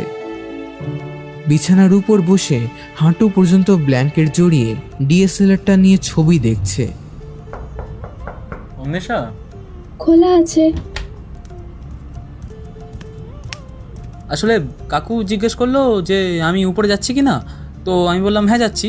তাই আমাকে দেখতে বললো যে তুই রুমে ঢুকেছিস কিনা। হ্যাঁ। আচ্ছা আচ্ছা, হয়েছে রে, আমাকে এত যন্ত্রের মতো বলতে হবে না। আমি কি তোকে জিজ্ঞাসা করেছি যে তুই কেন এসেছিস? বস এখানে। না, এখানে আর বসবো না, ঘুম পাচ্ছে, নাচতে নাচতে পা ব্যথা হয়ে গেছে। তুই তুই আজকে আর ব্যালকনিতে গেলি না? না রে, আমারও ক্লান্ত লাগছে। এখন বেটার ফিল করছিস? হ্যাঁ রে, অনেকটা। আচ্ছা, তুই প্রতিদিন রাতে এতটা সময় একলা কাটাস কেন? আসলে সারাদিন কি কি ভুল কাজ করলাম, কোন জায়গায় নিজেকে আরো মার্জিত করতে হবে, এইসবের হিসেব নিকেশ কষি আমি। বলতে পারিস অনেকটা আত্ম উপলব্ধি হয়। অনেক সময় অবশ্য যাওয়া হয় না, ক্লান্ত থাকলে বা শরীর অসুস্থ থাকলে। এই জিনিসটা আমাকে প্রত্যেক দিন তথা পরের দিনগুলোতে আরও মানসিকভাবে দৃঢ় বানায়। কি একটু বেশি ম্যাচিওর মনে হলো? আসলে আমার এক দিদি শিখিয়েছিল এটা। বুদ্ধি স্টাডি নিয়ে এখন সিকিমে থাকে।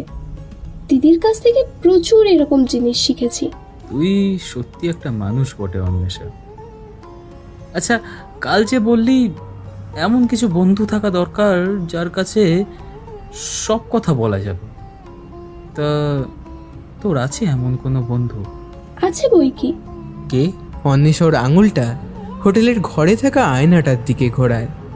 অনির্বাণ হাসে, তারপর গুড নাইট। অন্বেষা ক্যামেরাটা গুছিয়ে রেখে দেওয়ালে হেলান দিয়ে বসে থাকে। আর মাত্র একটা দিন, পরশুদিন দুপুরে শিলং থেকে গুয়াহাটি, সেখান থেকে কলকাতা। সব কিছু কেমন যেন বড্ড তাড়াতাড়ি শেষ হয়ে যাচ্ছে। এই মুহূর্তগুলো হয়তো সবসময় থাকবে না এতটা কাছে। পরের দিন সকালে সাইট সিন আর কেভ ক্লাইম্বিং ছিল। সায়নী ভয় যেতেই পারেনি, তাই অগত্যা দ্বীপেরও যাওয়া হয়নি। চুনা পাথরের গুহা, সেখান থেকে সুড়ঙ্গের মধ্যে দিয়ে বেরিয়ে আসা, গোটা ব্যাপারটা বড্ড অ্যাডভেঞ্চারাস। বলা বাহুল্য, অন্বেষার অনির্বাণ গুহার ভেতরে বেশ মজা করছে। বিকেল গড়িয়ে সন্ধে হতেই বড়রা সবাই মিলে শিলংয়ের মার্কেটে সোয়েটার কিনতে যায়। অন্বেষা আর অনির্বাণ ব্যালকনিতে দাঁড়িয়ে আছে। ওরা দুজনে মার্কেটে যায়নি। অন্বেষার বাবা ব্যালকনির সোফায় বসে কফি খাচ্ছে।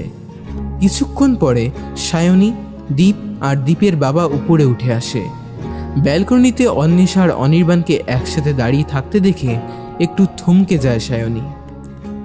বেশ কাছাকাছি দাঁড়িয়েছিল ওরা। অন্বেষার বাবা আর দীপের বাবা অন্বেষাদের রুমে ঢোকে। বাইরে বেশ ঠান্ডা। তোরা সব বাইরে বসে থাকবি নাকি? বেশ ঠান্ডা করেছে তো, রুমে এসে বস না হয়, হিটারটা অন করে দিচ্ছি। না ঠিক আছে বাবা, বাইরেই থাকি। আজকেই তো শেষ দিন, কাল তো চলেই যাব। ব্যালকনিতে এখন ওরা চারজন দাঁড়িয়ে। অনির্বাণ একবারের জন্যও সায়নীর দিকে তাকায়নি। সায়নী অন্বেষাকে বলে, আচ্ছা আচ্ছা আচ্ছা, তাহলে এই ব্যাপার। আমি যেই অনির্বাণকে ছেড়েছি অমনি তুই ধরে নিলি? এটা কিন্তু একদম সেরা বলেছিস সায়নী। আর তোকে বলি ভাই অনির্বাণ, তোর কি কোনো মানে টেস্ট ফেস্ট নেই নাকি? শাইনির পর একেবারে অন্বেষা, ইয়ার কিছু ভাবলি না? আরে ভাই, আমাদের রয়েছে কত ভালো মেয়ে আছে, মানছি শাইনির থেকে ভালো নেই, কিন্তু তাই বলে শেষমেশ অন্বেষা। এতটা তো নিজের কোয়ালিটি লো করিস না ভাই, এটা জাস্ট চোখে দেখা যাচ্ছে না। আর তাছাড়াও আমাদের ব্যাচে তোর তো একটা রেপুটেশন আছে নাকি? আর তোকেও বলি হারি অন্বেষা, তুই তুই আমার সাথে এতটা বিশ্বাসঘাতকতা করলি? আমার এটো জিনিস নেওয়ার যখন এতই শখ, তাহলে আগে বললেই পারতিস। অকারণে ধোয়া তুলসী পাতা সাজার কি? চিৎকার করে ওঠে অনির্বাণ। চিৎকারের চোটে চমকে যায় সায়নী। সারাটা জীবন তো না চাইতেই সব পেয়ে গেছিস, আর সবাই তোর কথা শুনে এসছে। আরে ভাই, তার মানে তো এটা না যে মুখে যা আসবে তাই বলে যাবি। কতটা ছোট মানসিকতা তো। অনির্বাণ, আজ সায়নীর সাথে বোঝাপড়াটা আমার। অন্বেষার গলার স্বরটা কেমন যেন শান্ত, কঠিন হয়ে এসেছে। অনির্বাণকে থামায় অন্বেষা। তারপর একবারে সায়নীর সামনাসামনি এসে দাঁড়ায় সে। চোখে চোখ রেখে বলে, জানিস তোর মানসিকতা কি সেটা সবাই জানে। আমাকে নিশ্চয় আলাদা করে সবাইকে বোঝাতে হবে না। এতদিন ধরে তোকে কিছু বলিনি, কারণ আমি চাই না যে আমার জন্য কেউ দুঃখ বা কষ্ট পাক। কিন্তু এখন দেখছি সবই বৃথা। তোকে আলাদা করে কিছু বলার নেই আমার। ওই বলতে পারিস, তোর সম্পর্কে কিছু ভাবলে আমার সময় নষ্ট ছাড়া আর কিছুই হবে না। তাও এত কিছুর পরও আমি ভেবেছিলাম কিছুটা মনুষ্যত্ব আছে তোর মধ্যে। কিন্তু যেভাবে তুই অনির্বাণের সাথে ব্যবহার করেছিস, যেভাবে ওকে হাতের পুতুল বানিয়ে এতদিন নাচিয়ে নিয়ে কালিহীন কলমের মতো ছুঁড়ে ফেলে দিয়েছিস, তারপর থেকে না তোকে দেখলে আমার জাস্ট ঘেন্না লাগে রে। এই কথাগুলো তোকে হয়তো অনেক আগেই বলা উচিত ছিল আমার। এরপর হয়তো আমার সাথে কোনোদিন দেখা হবে না, তাই আজ বলে দিলাম, যাতে তুই এটা না ভাবিস যে আমার কোনো মেরুদণ্ড নেই।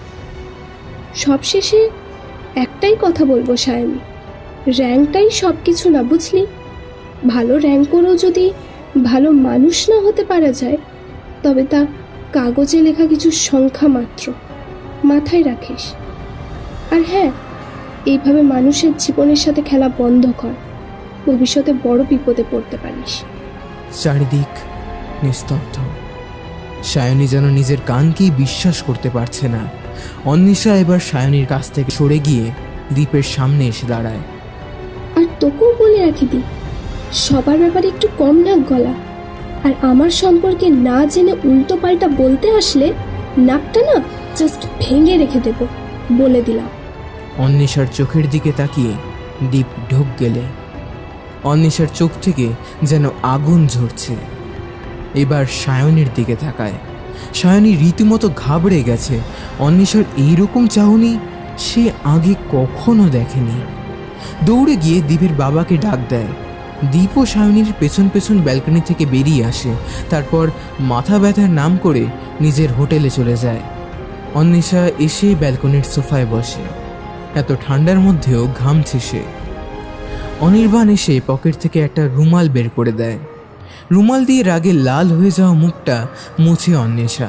একটা হালকা সেন্টের গন্ধ অনির্বাণের রুমালে। অনির্বাণ একদম পাশে এসে বসেছে। অন্বেষা হাঁপাচ্ছে। অনির্বাণ বাঁ হাতটা বাড়িয়ে অন্বেষাকে কাছে টেনে নেয়। অন্বেষার মাথাটা এখন অনির্বাণের বুকের কাছে। অন্বেষার কানে আসে অনির্বাণের ক্রমবর্ধমান হৃদস্পন্দন।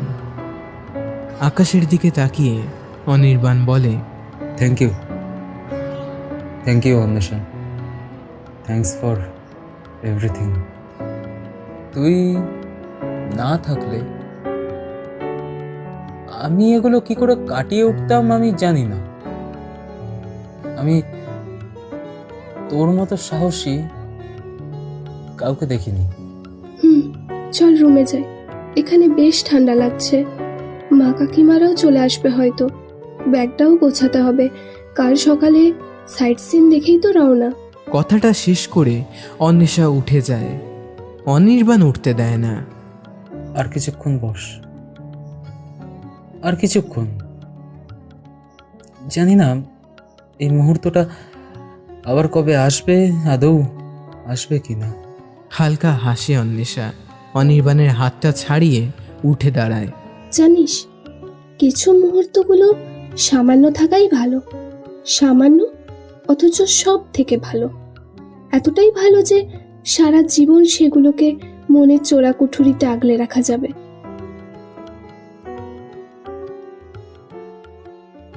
পরের দিন সাইট সিন দেখে সবাই আসলেও সায়নী আসেনি। বাবার সাথে সে হোটেলেই ছিল। শিলং থেকে গুয়াহাটি ফেরত যাওয়ার সময় অন্বেষা আর অনির্বাণ একসাথে গাড়ির পেছনের সিটে বসেছিল। একসাথে কানে হেডফোন লাগিয়ে গান শুনছিল দুজনে। অনির্বাণ অবশ্য অন্বেষার প্লেলিস্টে ব্ল্যাক স্যাবাথ, লেড জেপলিন, জেটারটেল, জন ডেনভার, কুইন্স রক ব্যান্ড এবং গানস অ্যান্ড রোজেসের গান দেখে একটু হলেও অবাক হয়। আগাথা ক্রিস্টির বইয়ের মতো গানের ক্ষেত্রেও ওদের টেস্ট খানিকটা একই। অনির্বাণ নিজেই সঠিক কারণটা জানে না, তবু শিলং থেকে গুয়াহাটির এয়ারপোর্ট পর্যন্ত গোটা রাস্তা জুড়ে অন্বেষার হাতটা শক্ত করে ধরে রেখেছিল সে। অন্বেষাও কিছু বলেনি।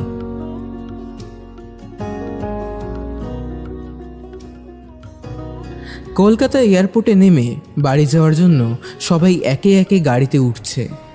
অন্বেষা এগিয়ে গিয়ে অনির্বাণের হাতে একটা বই ধরিয়ে দেয়, ওর আগাথা ক্রিস্টির বইটা।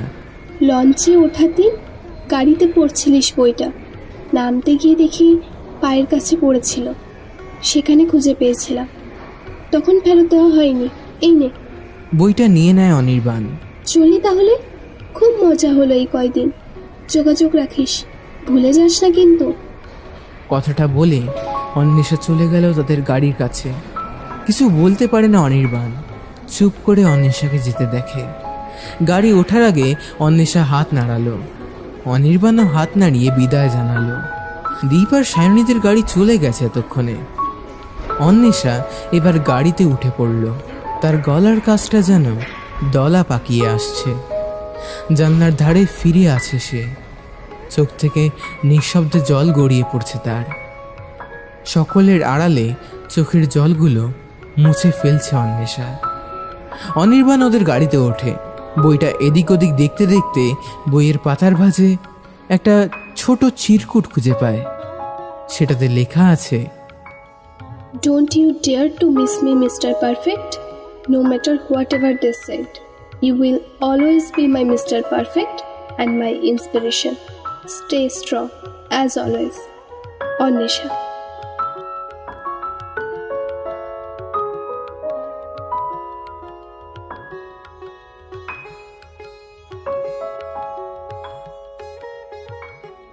কিরে বাবাই, তোর চোখ দিয়ে জল পড়ছে কেন?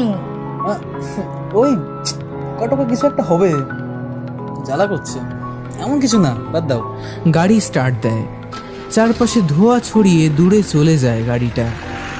ধোঁয়ায় ঝাপসা হয়ে আসা শহর থেকেও দেখা যায় আকাশের তারারা আজও ঝলমল করে। হয়তো সবসময় ধোঁয়ার বিষাক্ত ছোবলে একেবারেই তাদের দেখা যায় না। কিরে, তোর চোখটা ঠিক হলো? হ্যাঁ, আর কিছুক্ষণ সময় দাও, একদম ঠিক হয়ে যাবে।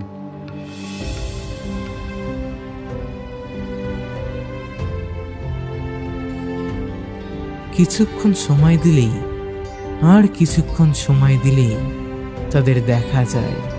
ধোঁয়াশা কাটিয়ে তারা জ্বলতে থাকে, পথ নির্দেশ করতে থাকে।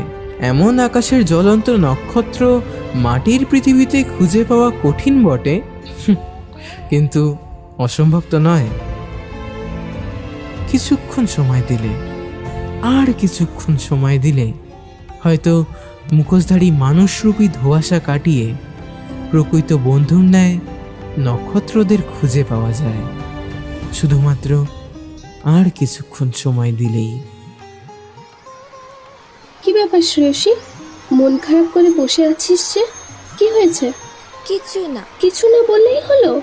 হ্যাঁ হ্যাঁ জানি, তুমি বলবে যে তুমি যাদেরকে চেনো তাদের একবার দেখলেই বলে দিতে পারো যে তারা ভালো আছে কি নেই। বাবা, সবই তো জানিস দেখছি, তা হয়েছেটা কি শুনি? মনখানা ভার কেন? কাল তো হাফ ইয়ারলি রেজাল্ট বেরিয়েছে, যথারীতি ভূগোলে কম পেয়েছি। জানো ম্যাম, আমি না পড়ি, কিন্তু এই ভূগোলটা কিছুতেই হয় না। বুঝেছি, মায়ের কাছে বকুনি খেয়েছিস? এই ভূগোলটাকে নিয়ে কি যে করি, উফ। আর একটু সময় দে, বুঝলি? বিষয়টাকে ভালোবাস, একটু ধৈর্য রেখে ম্যাপটা ভালো করে প্র্যাকটিস কর, আর ডায়াগ্রামগুলো নিখুঁত কর, সাথে সাথে টাইম ধরে লেখালেখি কর, সব পারবি। তারপর নিজের টিফিন বক্সটা এগিয়ে দেয় শ্রেয়সীর দিকে। মায়ের উপর রাগ করে তো টিফিনও আনিসনি নিশ্চয়? আমারটা খা, চাউমিন এনেছি। শ্রেয়সী ম্যামের দিকে মুচকি হেসে 1 চামচ চাউমিন মুখে ফুঁড়ে ফেলে। খালি টিফিন কৌটোটা নিয়ে স্টাফ রুমে এসে সেটা ব্যাগে ঢোকানোর সময় পাশ থেকে অঙ্কের সুপর্ণা ম্যাডাম বলেন, তুইও পারিস বটে অন্বেষা, স্কুলের বাচ্চাদের সাথে টিফিন ভাগ করে খাস। এই কবছর হলো গার্লস হাই স্কুলের ভূগোলের শিক্ষিকা রূপে জয়েন করেছে অন্বেষা। তার ক্লাসের সমস্ত ছাত্রীরাই অন্বেষাকে বড্ড ভালোবাসে। তার পেছনে কারণ আছে বই কি। শিক্ষক শিক্ষার্থীর পরিচিতি সীমারেখাটা ডিঙিয়ে বাচ্চাদের সাথে বন্ধুদের মতো মেশে অন্বেষা। তাই এই কবছরের মধ্যেই ভূগোলের অন্বেষা দিদিভাই হয়ে উঠেছে সকল ছাত্রীদের মধ্যমণি। টেবিলের উপাস থেকে বাংলার পর্ণা ম্যাডাম বলেন, কথাবার্তা হাসাহাসির মধ্যে কেউ একজন বলে, কি ব্যাপার অন্বেষা, তোর বিয়ের সানাইটা আবার কবে শুনতে পাবো? ব্যাস সকলে মিলে এবার অন্বেষার উপর হামলে পড়ে। স্কুলের শিক্ষিকাদের মধ্যে সবচেয়ে নবীন অন্বেষা, তাই তাকে নিয়ে যথারীতি সকলের কৌতূহল তুঙ্গে। কোনো রকমে লাজুক হেসে বিষয় পরিবর্তন করে অন্বেষা।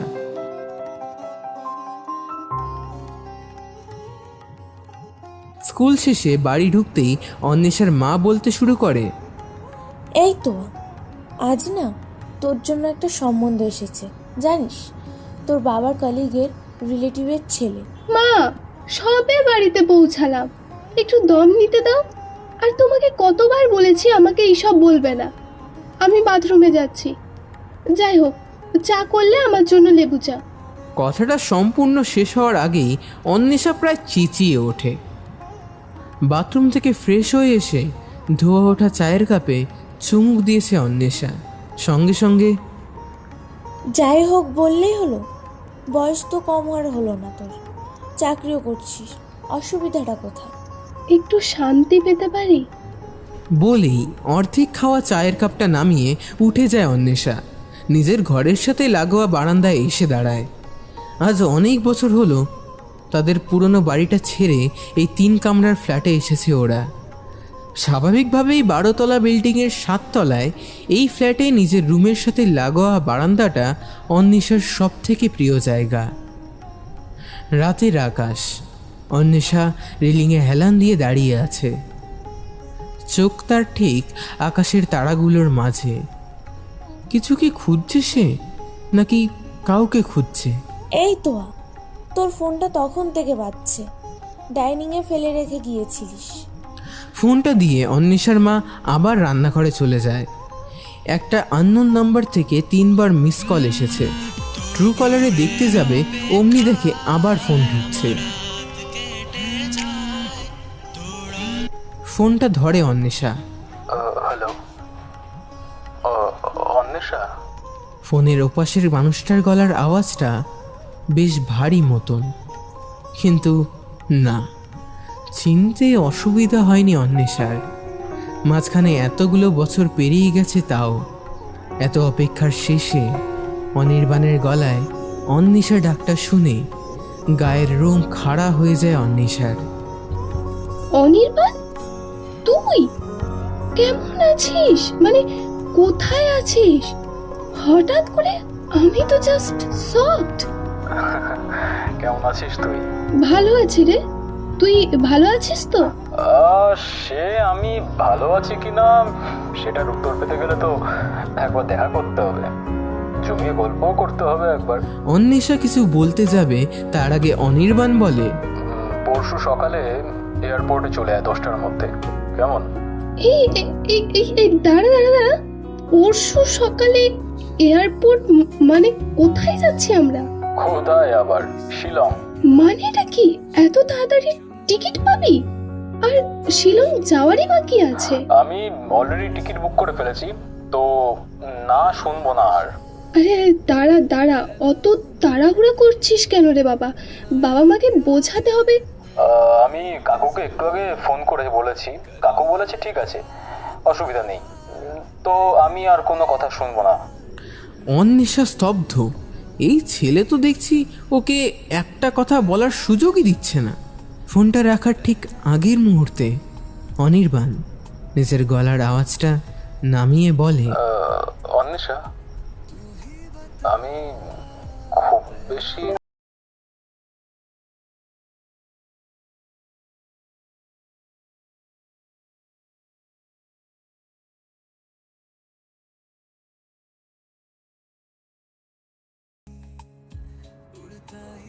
যা তো যা, সারাদিন খালি স্কুল আর বাড়ি, বাইরে তো একদম যাসই না। যা এবার ঘুরে আয়। কিন্তু তা বলে শিলং কেন? সে তো গিয়েছিলাম একবার সকলে মিলে। কি জানি বাবা, এই পাগল ছেলেটা কি সব প্ল্যান বানিয়ে রেখেছে, কিছু বলেওনি। বলে অন্বেষা নিজের ঘরে এসে ব্যাগ গোছাতে মন দেয়। কেমন একটা উত্তেজনা হচ্ছে তার। অনির্বাণের ফোনটা আসা থেকে গাল দুটো এখনো লাল হয়ে আছে। বহুকাল এমন উত্তেজনা অনুভব হয়নি তার। এই দুদিনের মধ্যে অনির্বাণের মায়ের সাথে অন্বেষার মায়ের বার সাথে ফোনে গল্প হয়েছে। মাঝখানে অনেক বছর যোগাযোগ ছিল না, তাই গল্প যেন শেষ হতেই চায় না। অন্বেষার মতো একেবারে আকাশ কুসুম সব ভেবে ফেলেছে। সকাল 8টায় ক্যাব এসে দাঁড়ায় ওদের ফ্ল্যাটের সামনে। কলকাতার রাস্তায় যা জ্যাম, তাই একটু আগেই বেরোনো। ক্যাব চলতে শুরু করে। জানলার ধারে চোখ রাখে অন্বেষা। তার আজ থেকে বেশ কয়েক বছর আগের কথা মনে পড়ছে। শিলং ট্যুরের ঠিক পরের দিনের কথা, মাধ্যমিকের রেজাল্টের দিন। শিলং থেকে ফেরার পর যে যার জীবনে ব্যস্ত হয়ে যায়। অনির্বাণ যেটা আশঙ্কা করেছিল ঠিক সেরকমটাই হয়েছিল। 1 থেকে 10 কি? মাধ্যমিকের স্কুলের মেরিট লিস্টে 1 থেকে 30-এর মধ্যেও ছিল না অনির্বাণ। অন্বেষার রেজাল্ট অ্যাভারেজের থেকে একটু বেশি। টিউশন ব্যাচের রেজাল্ট দেখানোর সময় অন্বেষার দেখা হয় অনির্বাণের সাথে। সেই শেষ দেখা, সদ্য চোখের জল মোছা। ক্রমাগত লাল হয়ে যাওয়া অনির্বাণের চোখটা দেখেছিল অন্বেষা, কিন্তু সেই চোখের চাহনিতে আর কোনো দুর্বলতা ছিল না, বরং ছিল একটা দুর্বার জেদ। সেবার অন্বেষাদের স্কুল থেকে সায়নী প্রথম ও পশ্চিমবঙ্গে ত্রয়োদশ হয়। অন্যদিকে অনির্বাণের স্কুল থেকে দীপ প্রথম এবং পশ্চিমবঙ্গে অষ্টম হয়। সেদিন টিউশন থেকে ওরা দুজনে একসাথে বাড়ি ফিরেছিল। অন্বেষা ওদের বাড়িতে ঢোকার সময় অনির্বাণ ওর হাতটা ধরে বলেছিল, আমার জন্য একটু অপেক্ষা করিস অন্বেষা, তোকে অনেক কথা বলার আছে, কিন্তু এটা সঠিক সময় না, অপেক্ষা করিস। করব। ভালো থাকিস অনির্বাণ, অনেকটা ভালো থাকিস, অনেক বড় মাপের মানুষ হোস। কয়েক ফোঁটা চোখের জল ফেলে হেসেছিল অনির্বাণ। অন্বেষা দরজা খুলে ঘরে ঢুকে গিয়েছিল, আর তাকিয়ে থাকতে পারেনি ওর মুখের দিকে। নিজের ঘরে দরজা বন্ধ করে সেখানে বসে হাউমাউ করে কেঁদেছিল সে। সেসব কথা মনে পড়তেই অন্বেষার মনটা হঠাৎই ভার হয়ে যায়। 11-12-এ কোটাতে চলে গিয়েছিল অনির্বাণ। উচ্চ মাধ্যমিকে কেমন রেজাল্ট হয়েছিল তা সঠিক জানে না অন্বেষা। কোনো সোশ্যাল মিডিয়াতে অনির্বাণের ট্রেস পর্যন্ত ছিল না, তবে শুনেছিল খুব নাকি দুর্দান্ত রেজাল্ট করেছিল ছেলেটা। স্কুলের গণ্ডি পেরিয়ে অন্বেষা ভূগোলে অনার্স ও ক্রমে মাস্টার্স করে। বিএড করার কিছুদিনের মধ্যেই একটা গার্লস স্কুলে চাকরি পেয়ে যায় সে। অনির্বাণের কোনো খবরই ছিল না তার কাছে। হঠাৎ একটা অপ্রত্যাশিত ফোনে তার জীবনের গতিটা যেন পরিবর্তন হয়েছে। ক্যাব এসে থামে এয়ারপোর্টে। এখন 9:30 বাজে। এয়ারপোর্টে ঢুকে অনির্বাণকে ফোন করে অন্বেষা। ফোনের ওপাশ থেকে অনির্বাণ বলে, আরে এই তো এইদিকে তাকা। ওদিকে না, কাউন্টারের দিকে। অন্বেষা এবার ফিরে তাকায়। তার সামনে দাঁড়িয়ে আছে অনির্বাণ। এক হাতে ফোন ধরা আর অন্য হাতটা উপরে তুলে নাড়ছে অনির্বাণ। অনির্বাণকে দেখে বুকটা ধক করে ওঠে অন্বেষার। অন্বেষা এগিয়ে আসে। আজ সে একটা নীল সাদা চুড়িদার পরেছে, চোখে কাজল, মায়া ভরা এক ঢাল চুলটা যেন কোনো রকমে আটকে রেখেছে। অন্যদিকে অনির্বাণ একটা কালো শার্ট আর জিন্স পরেছে। কয়েক সেকেন্ড দুজনেই একে অপরের দিকে তাকিয়ে থাকে। প্রায় 10 বছর পর দেখা হচ্ছে তাদের। এত বছরে কোনো যোগাযোগ ছিল না একে অপরের সাথে। দুজনের মধ্যে পরিবর্তন হয়েছে অনেক, শুধু চাহনি দুটো একই থেকে গেছে। আমার নাম্বার কোথায় পেলি তুই? মায়ের কাছে কাকিমার নাম্বার ছিল, কাকিমার কাছ থেকেই চেয়েছিলাম। মাথা নিচু করে লাজুক চোখে নিচের দিকে তাকিয়ে থাকে অন্বেষা। গুয়াহাটি থেকে সেদিন শিলংয়ে পৌঁছে যায় দুজনে। সারা রাস্তা অনর্গল কথা বলেছে অনির্বাণ। তার চাকরির কথা, তার বন্ধুদের কথা, মা বাবার কথা, বসের রাগের কথা, সব সব বলেছে সে। আর অন্বেষা সব মন দিয়ে শুনেছে। কত বছর অপেক্ষা করেছিল সে এসব কথা শুনবে বলে। শিলংয়ে গিয়ে সেই 10 বছর পুরনো হোটেল অর্কিডে ওঠে ওরা। 10 বছরে অনেক পাল্টে গেছে এই হোটেলখানা। তাও কোথাও গিয়ে যেন অন্বেষার সেই পুরনো দিনের কথাগুলো মনে পড়ে যায়। শিলংয়ের সন্ধ্যা। ব্যালকনিতে সেই পাহাড়ি গোলাপি গাছগুলোর সামনে বসে আছে অন্বেষা। আজ শিলংয়ের আকাশ জুড়ে বৃষ্টি নেমেছে। শীতের প্রকোপটাও খানিকটা বেশি। 2 কাপ হট চকলেট হাতে অনির্বাণ এগিয়ে আসে। 1 কাপ অন্বেষাকে দেয়, তারপর নিজের কাপে চুমুক দিয়ে দুজনে কিছুক্ষণ তাকিয়ে থাকে তারায় ভরা আকাশের দিকে। এই জায়গাতেই, ঠিক এই জায়গাতেই অনির্বাণের অ্যাস্ট্রোফিজিক্স নিয়ে পড়ার মরে যাওয়ার স্বপ্নটাকে আবার নতুন করে দেখাতে শিখিয়েছিল অন্বেষা। কিন্তু না, শেষ পর্যন্ত অনির্বাণ অ্যাস্ট্রোফিজিক্স নিয়ে পড়েনি। উচ্চ মাধ্যমিকের পর সর্বভারতীয় স্তরে পরীক্ষা দিয়ে আইআইটিতে চান্স পায় সে। সেখান থেকে বিটেক ও পরে এমটেক করে আজ অনির্বাণ বড় কোম্পানির সফটওয়্যার ডেভেলপার। মানুষ যা লক্ষ্য স্থির করে তার যাত্রা শুরু করে, সবসময় সেই যাত্রা যে সেখানেই সমাপ্তি পাবে তার কোনো মানে নেই। অনির্বাণ এতগুলো বছর পর নিজেকে প্রতিষ্ঠিত করেছে, এটাই তার সবথেকে বড় প্রাপ্তি। গানের তালে মাথা দোলাতে দোলাতে অন্বেষা প্রশ্ন করে, সায়নী আর দীপের কি খবর রে? জানি না, সায়নীর বিয়ে হয়ে গেছে শুনেছি, আর দীপের কোনো খবর নেই আমার কাছে। কি জানি। শেষ হয়ে যাওয়া হট চকলেটের কাপটা পাশে রেখে অনির্বাণ তার পকেট থেকে একটা ছোট্ট মতো বাক্স বার করে। তারপর বাক্স থেকে সদ্য বার করা হীরের আংটিটা নিয়ে অন্বেষার সামনে হাঁটু গেড়ে বসে সে। অনির্বাণকে এইসব করতে দেখে অন্বেষা রীতিমতো ভ্যাবাচেকা খেয়ে যায়। চকলেটের খানিকটা অংশ গলায় আটকে যায়, তারপর হেসে ফেলে। সাথে সাথে অনির্বাণও হেসে ফেলে। তারপর বলে, মনে পড়ে আজ থেকে প্রায় 10 বছর আগের কথা, যখন তুই আমাকে এখানে বসে বলেছিলিস এই মুহূর্তগুলো অল্প, অথচ এতটা ভালো যে সেগুলোকে সারা জীবন মনের চোরা কুঠুরিতে বন্ধ করে রাখা যাবে। হ্যাঁ, এতকাল সেই মুহূর্তগুলো, সেই অনুভূতিগুলো খাঁচায় বন্দি করে রেখেছিলাম। সেগুলো ছিল আমার বাঁচার রসদ। ঠিক সেই দিন এই জায়গায় দাঁড়িয়ে তোর সাথে আর কিছুক্ষণ সময় কাটাতে চেয়েছিলাম, তবে আজ না। আজ তোর কাছে কিছুক্ষণ সময় কাটানোর আর্জি নিয়ে আমি আসিনি। আমার জীবনের সবটুকু সময় তোর সাথে কাটাতে চাই। দেখ, ভালোবাসি বলার মতো বয়স নেই, কারণ তুই সেটা এতদিন জানতিস নিশ্চয়ই, না হলে এতটা অপেক্ষা করতিস না। কাকিমার কাছ থেকে শুনেছি বাড়ি থেকে বিয়ের প্রেশার থাকা সত্ত্বেও তোর জেদের কথা। আমাদের যেদিন শেষ দেখা হয় সেদিন তোকে অপেক্ষা করতে বলেছিলাম। আজ আমাদের সে অপেক্ষার সমাপ্তি। অন্বেষার চোখ দিয়ে ক্রমশ জল পড়ছে। বড্ড ভালোবাসি রে তোকে। অন্বেষা কাঁদতে কাঁদতে উপর নিচে মাথা নাড়িয়ে হাতটা বাড়িয়ে দেয়। অনির্বাণ আংটিটা পরানোর সাথে সাথে তাকে জড়িয়ে ধরে অন্বেষা। অনির্বাণ প্রথমে কেঁপে ওঠে, তারপর অত্যন্ত আদরের সাথে অন্বেষাকে জড়িয়ে ধরে।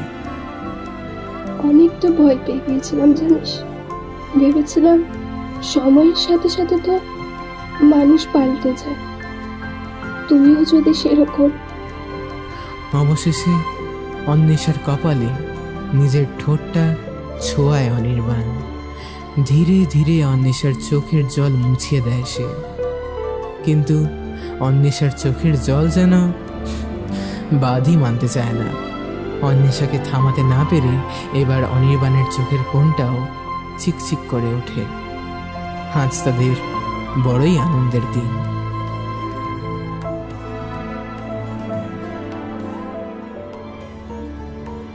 আসলে জীবনযাত্রায় কিছু মানুষ দীর্ঘ অপেক্ষার শেষে আমাদের সামনে এসে হাজির হয়। হঠাৎ করে চাইলেই তাদের ছুঁতে পাওয়া যায় না, ঠিক যেন আকাশের তারাদের মতো। কিন্তু কিছুক্ষণ আর কিছুক্ষণ করতে করতে অনেকটা সময় পার হয়ে যায়। কিন্তু এত অপেক্ষার শেষে প্রাণের স্পন্দনখানা যখন অপেক্ষারত দুই হাত দিয়ে স্পর্শ করা যায়, কতটা শান্তি, কতটা প্রাপ্তি আসে তাতে। ঠিক যেন মনে হয় সেই দূরপ্রান্তের তারাখানা নেমে এসেছে হাতের মুঠোয়। সেই মহাজাগতিক প্রশান্তির জন্য কি আর কিছুক্ষণ অপেক্ষা করাই যায় না?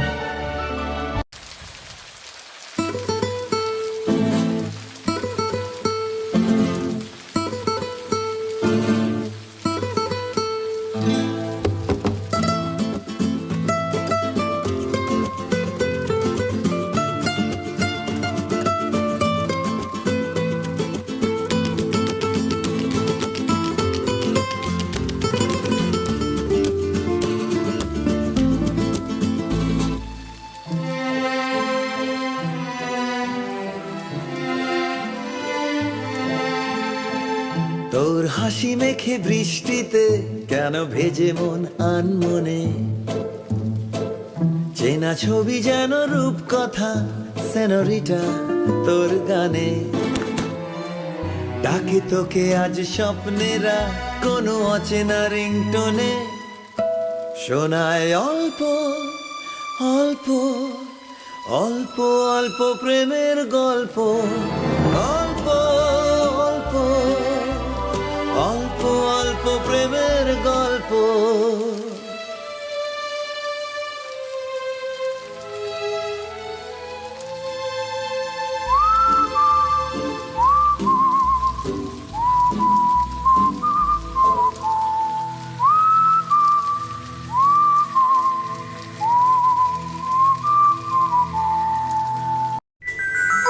শহরের উষ্ণতম দিনে বুকে হিমের হাওয়া, হেমন্তের হাত, দরজায় জানালায় অবিরাম প্রেমের আঘাত। আমি এসেছি, আমি শুধু তোমারই জন্য, শুধু তোমারই জন্য। স্বপ্ন স্বপ্ন ছেঁড়া ছেঁড়া মেঘ তোমার চোখের তারায় ছড়িয়ে দেব প্রেম বলে আমার